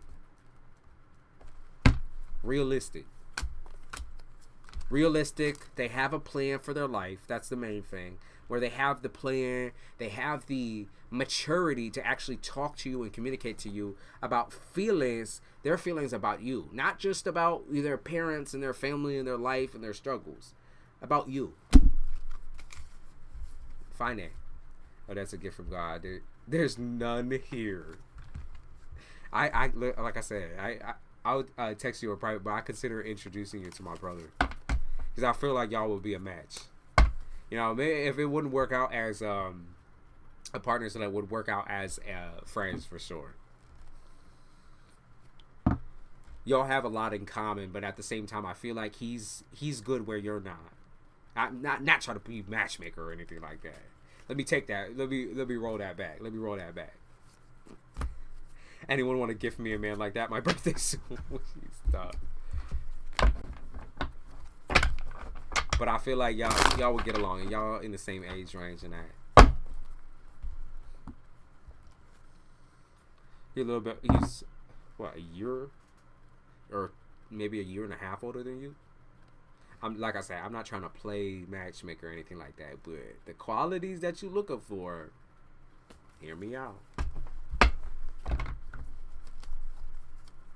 You've been telling me about him for years, cause I feel it. I feel like, you know, he had to do some growing himself, and like he had to try to get into like his confidence and everything like that. I feel like even more now, he kind of like fits that standard that would be very good. Very good for you. And he ain't a hoe. He really don't be talking to nobody at all. You just want me closer to you to goof off. Listen, if anything, he's like 10 times goofier than I am. He's 10 times goofier than I am. He's a funny motherfucker. He's extremely sarcastic. He likes gaming on the side. He likes playing Rocket League, which I don't know how you feel about that, but he's a very competitive player in Rocket League. He's still scared to get to know women. You know, still got issues with that. But come on now. I'm saying. All right, let me look for real. So what I see for you in love. You said one car guy traumatized me. He had 5. No, he. I'm telling you, my brother don't talk to nobody, ever. Like, this man will tell me everything that he's doing. He'll be like, "Oh, that girl look good" or whatever, and I'll be like, "Why don't you talk to her?" He was like, "I don't feel like it." He's like, "Nah." He's like, "No, I want to focus on me and mine's right now." He's like, I want to just go build my car, for real. He's Scorpio. Dead by Daylight. He's played pretty much everything. Both me and him we game outside of this. He said, "Fine, I'll send you some pics." For real, I swear to you, I get this feeling y'all will get along great. You know, maybe I'm making a horrible mistake by mixing work and, you know, family life, but I feel it. I feel it. I wouldn't lie to you. You know that. For years I've been trying to set y'all up because I just feel it. I feel like it would make sense. I play Dead by Daylight. Actually, I've been playing it. Okay. Isabella, there's a lot of different things you're going to have to work out and iron out, and I feel like it's just mostly you have confidence, but you don't necessarily know when and how to use that confidence. Like, use your big girl words is what I want to say. You just have a habit of taking in every single thing that somebody says without breaks, and that's why when you start getting tired and fed up with somebody. What if I break him? There's not more traumatization that you could do to him that he hasn't already faced back. There is not more that you could do to him. But one thing I noticed about you, Isabella, is that you usually are the one who is the initiator, and I think with him that would work really well because he's not at all. He's completely not that. He is completely not like that. Not that. Shaylee, hey Shaylee, what's good? Shaylee, what's good with you? Shaylee, I just want a boyfriend. That's my goal this year. Okay, well, like I said, don't run into it too fast. Find the right person first, and then you can make that your goal. But I do see, Isabella, you're gonna be doing a lot of work on yourself this year with trying to become independent, right? It's not the fact that you aren't independent when you're speaking to these men, but it's a fact that, like, they take up so much of your time and let you get none of your, like, they don't satisfy that need for you to feel accepted or loved or appreciated or heard. You hear them, but they most certainly never hear you. And that's been like itching you for a long time, because that's why you always get bored or end up falling out of like a pattern of communication with them. And I do see something coming along, I would say more closer to like November, October season. Okay, something a little bit more flavor. You know what I mean? King of Wands, yeah. I see something more your flavor coming around November or October. Yeah, it looks way more tangible, and I think way more, it's going to be like slow moving, and I don't see there being like too much of that, like relying on you like you're the therapist, or relying on you like you the mother. Because that shit irks me. That shit bothers me. Even when I read that for some of these women out here, it's like, y'all will try your best to support the man or whoever you're trying to be with, and they will take advantage of that fully and wholeheartedly, knowing damn well that they don't have the feelings for you or the emotions for you. They will just use you basically like a therapist, and then treat you as a friend, like keep pushing you away, but then at the same time dump all of this extra bullshit on you. But it should be equal. It should always be equal. And I'm not saying to trauma bond, because that's not okay either, but y'all's relationship should feel equal. Like you equally have fun together, you equally communicate, you equally put in the work. That's what I'm seeing. I'm seeing you'll probably meet another man at work. And I also do see you possibly meeting a man online. I see Gemini, very strong air signs, Gemini and Aquarius and Libra. I see strong air energy for you. And we kind of talked about you getting back into tarot. Like I said, I feel that's so strongly for you too. I know you're gonna come back, and I know you're gonna come back with a fucking vengeance. I do.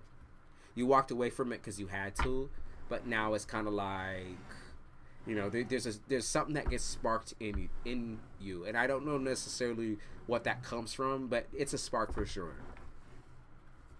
You said never doing online. I did see you talking to somebody online though, so long distance.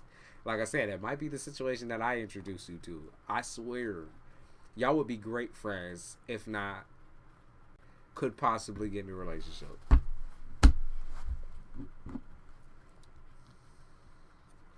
I'll probably come back on here and be silly with you, but I also see you doing your own thing. It's that like independence in you where you like, you get inspired. You just do. You get inspired. Did you have any other questions for me, Isabella? Like with school or anything like that? Do you have any other questions?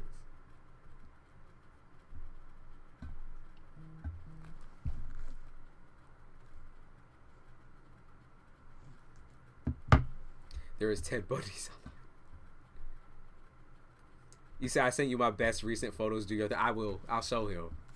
He like, okay, you know, his preference, not to air him out or anything like that. He likes a thicker Latina woman. I'm gonna be real with you.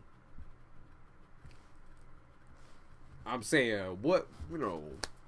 Saying there's certain things where I'm like, come on now. I mean,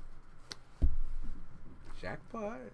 You know, to me, it sounds like it'd be something nice. Hey, Pure Justice. Like I said, y'all, I'm on my last reading right now. I'm on my last one because I'm starting to get a little foggy.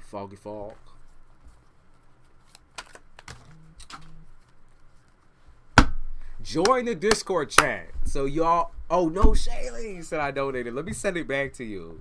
That, or I can do later. When I get back on, I can also do it for you later. We're getting back into the Discord call shit. So we're gonna be on Discord. We're gonna be chatting on Discord, and I'm also going to be doing like live streaming. And basically anyone who's in the YouTube chat, I'm not gonna forget you. No worries. Next time, later tonight. I'm shooting for later tonight. And if not, I will just send it back to you straight up. You know I'm good for it, Shaylee. I'll do you right. Don't worry. Join the Discord though, Shaylee, if you haven't already.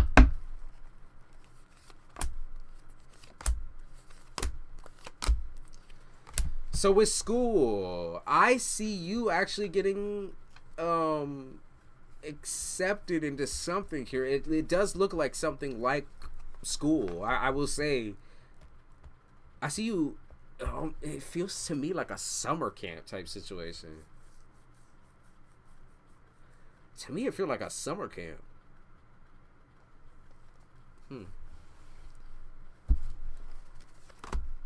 It feel like a summer camp to me. I don't know why I feel like that, but maybe it's just like when the school year starts.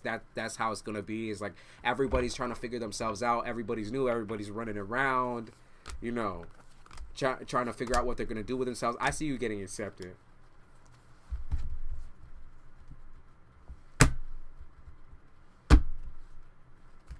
I see you getting accepted into some type of program. I don't necessarily know if it's that particular master program that you want, but I see you getting accepted into some type of program. They're gonna like reroute you and possibly point you into starting this particular thing because maybe it's better for what you want to do.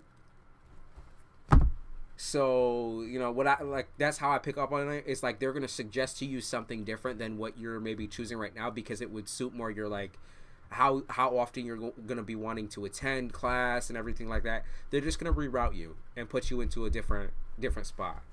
Now with your friend Sarah,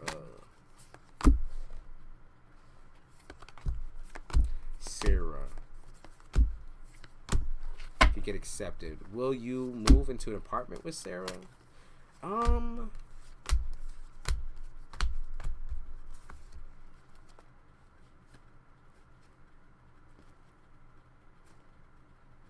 I would say I don't think you'll be moving in with Sarah.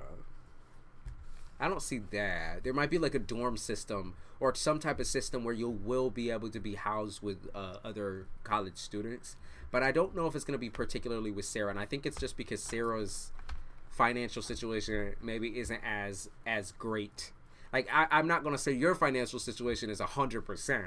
But what I will say is that you're good for it and you're willing to work. And I don't think Sarah, you know, Sarah has a little bit of a lack there. Sarah's got a little bit of a lack. Sarah is an artsy folk. And she's also very non-committal when it comes to like her work and her finances. So living with someone like that, I don't think you would necessarily trust that.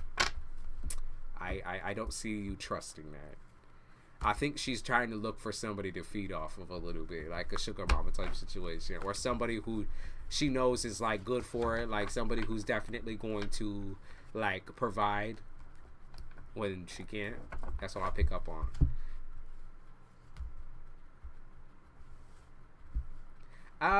Yeah, she's a decent friend. You know what I mean?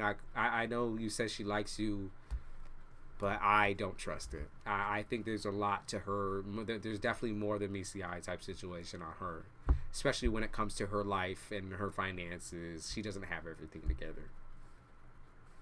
And I just don't think that that's something that's fair to you, for you to go into a situation and not know it fully, and then for her to like kind of trick you into that. I don't feel like that's fair whatsoever. I was gonna just wait to move out when I meet the love of my life. That's fair. Like I said, that's just fair. Two of Pentacles.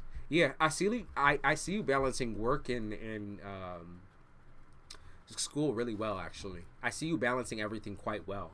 And you're going to be oftentimes, I think, on your own, like trying to make your own decisions and being your own individual. I think the people around you have loosened up a little bit on you in trying to control your life. I do think it's going to be a lot easier for you to make solid, straightforward decisions. Okay? I don't see anything happening with Sarah. Hey, Malibu, what's going on? Malibu. Join the Discord, Malibu. Join the Discord crew. Join the community. Join up, because we're going to be doing the video calls and shit again. Join up. I'm going to try to get that working today and see if that's something we can have for later when I do go live. Thinking either moving out or buying a car for a big girl person. Okay. Bet. Bet. The mode of transportation is one of the most important, though. The car is like one of the most important. Big purchases. I did. All right. It's good to see you, Malibu. It's good to see all of y'all. Shaylee, Izzy, Mills, everybody. You got any other questions for me, Isabella, before I hop the fuck on? Later, I will get on again. It'll be, again, late at night, as per usual. Damn, I just noticed the time. Yep. I gotta take me a nap, and then I gotta go work out this morning. And I gotta do a lot of cleaning and shit, so I gotta do all my little chores. I have a car. Listen, you could talk to a car guy about that, Isabella. Like, I'm not trying to suggest anything. I'm just, putting it out there. I'm just putting it out there as a possibility. You know what I mean?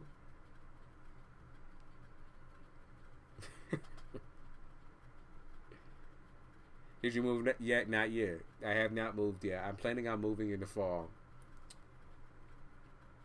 I went down there and I fucking scoped my ass off when it came to looking at properties and houses. I literally never experienced something like that. There is so much down there that it's insane. I mean, it's endless. The possibilities of where and what you can move into, what type of neighborhood, what you're looking for. They have everything down there.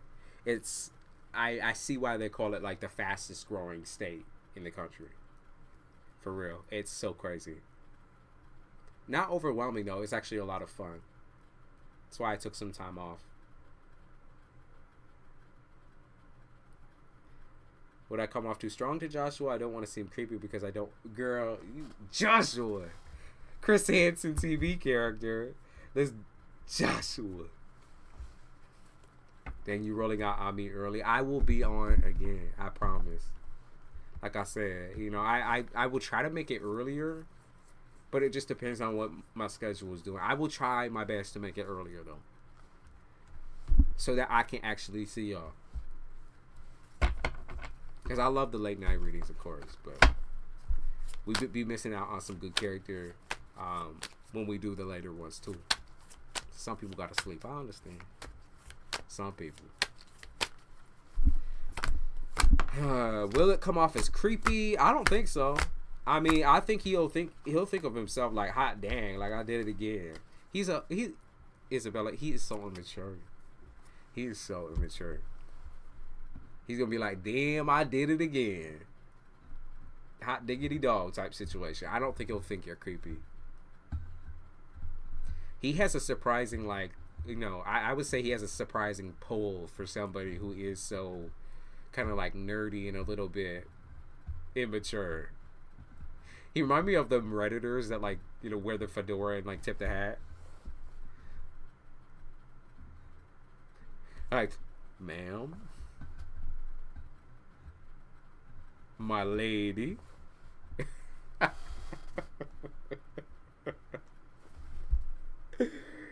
Oh my God, Isabella, boy. Why that one? That would be entertaining. I can see how that would be funny. But as far as it being something serious, it won't be. You already know it's the same issue you've been running into. And it's because of your choice. You choose these types of people. Okay?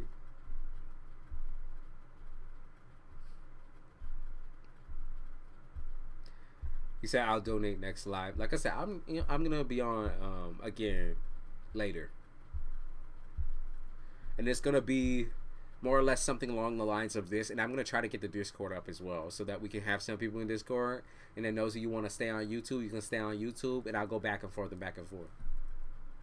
Let me have fun. I was in heartbreak. Have fun. Like I said, there's nothing wrong. It's what? There is nothing wrong with having fun. Go have fun and do it. Practice. Go get out there. Do it. I'm not saying there's anything wrong with that.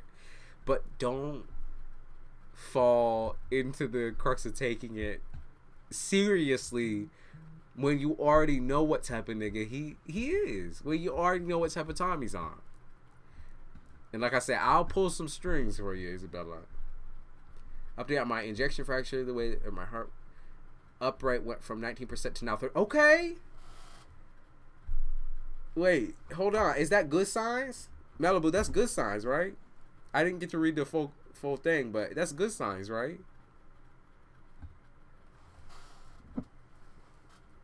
Yes, girl, you healing. Oh, damn, you really healing. Bursted to, okay, 37%. You healing, girl. Oh, you want to vet? Let me see your hot dog. I don't know if he like that. Like I said, I feel like he's the Redditor type. It's like, my lady. Shy. Fuck heartbreak. Mine just got shattered. I'm sorry, Shayla. And trust me when I say, like, okay, it's for good reason. Sometimes it's for good reason. Sometimes you dodge a fucking bullet with that shit. You look like a freak. Okay, Isabella. We'll see about that, won't we? Thank you guys for showing up, especially like my regulars, my people who be popping too. They moved me from nursing to dietary. It's a big change. Congratulations. I'm proud. I'm very proud of you. I'm proud of you that you took out the time to heal and didn't rush anything, and that you pushed through. You say so big that I think I might have to go ahead and become an entrepreneur. Why the fuck not? Malibu, why the fuck not? Why should that be off the fucking table, right? Why couldn't you? Why couldn't you? And just do me. Why couldn't you? Exactly. I'm glad that you're healing. I'm very happy that you've been healing. I know he's a fucking loser, but I still loved him. We all love losers at one point in time. Some will stay loving losers, though. And you can't do that. You can't do that.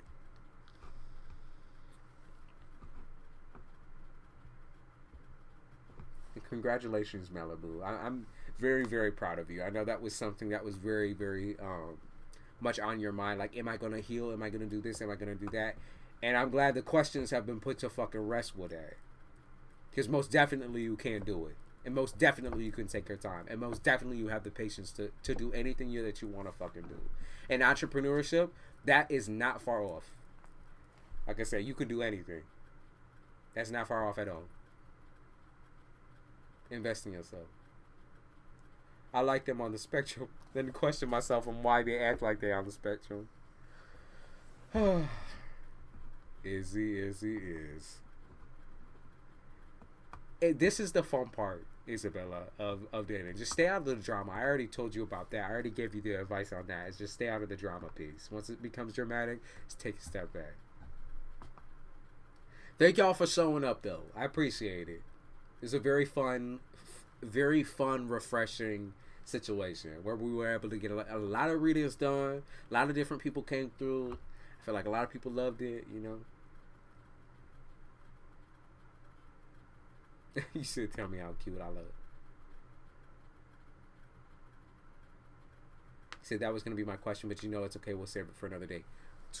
Later today. Either I'm going to... This is what I'm gonna try to do. Depending on my timing, I could either try for something that's along the lines of like 8 p.m. to 10 p.m. or 8 to 11 p.m. Or I could try something that's like early in the morning and just try to last out a little bit longer. Like I could try for like 3 a.m. to like 6 or 7. Or even 8, up to 8. Invest in yourself. Entrepreneurship is on the fucking rise, but not everyone has the strength to do it. Not everyone has the actual smarts and the confidence to do it. And Malibu, you have every single one of those things. Every single one of those things. There is no reason why you couldn't. And I'm telling you that as a person, as a friend, and as your tarot reader. There is no reason why you couldn't. Absolutely none. Isabella, you gonna reactivate it? Go stalk on Joshua, or maybe make a new one, Isabella. There's nothing wrong with that either. I love the evil eye light. I like that. I like that how it's kind of like up in the corner. I like that it's up there in the corner. All right, y'all. I appreciate y'all, and I'll see you later. I will for sure. And keep in mind, if you already joined the Discord, I will keep y'all updated when I'm going live. I will post the live in that chat room, and then I also let you know when we doing the video / voice readings. Okay, I'll let you know. I appreciate y'all. This was very, very fun, very refreshing comeback, and I'll see you. Bye, y'all.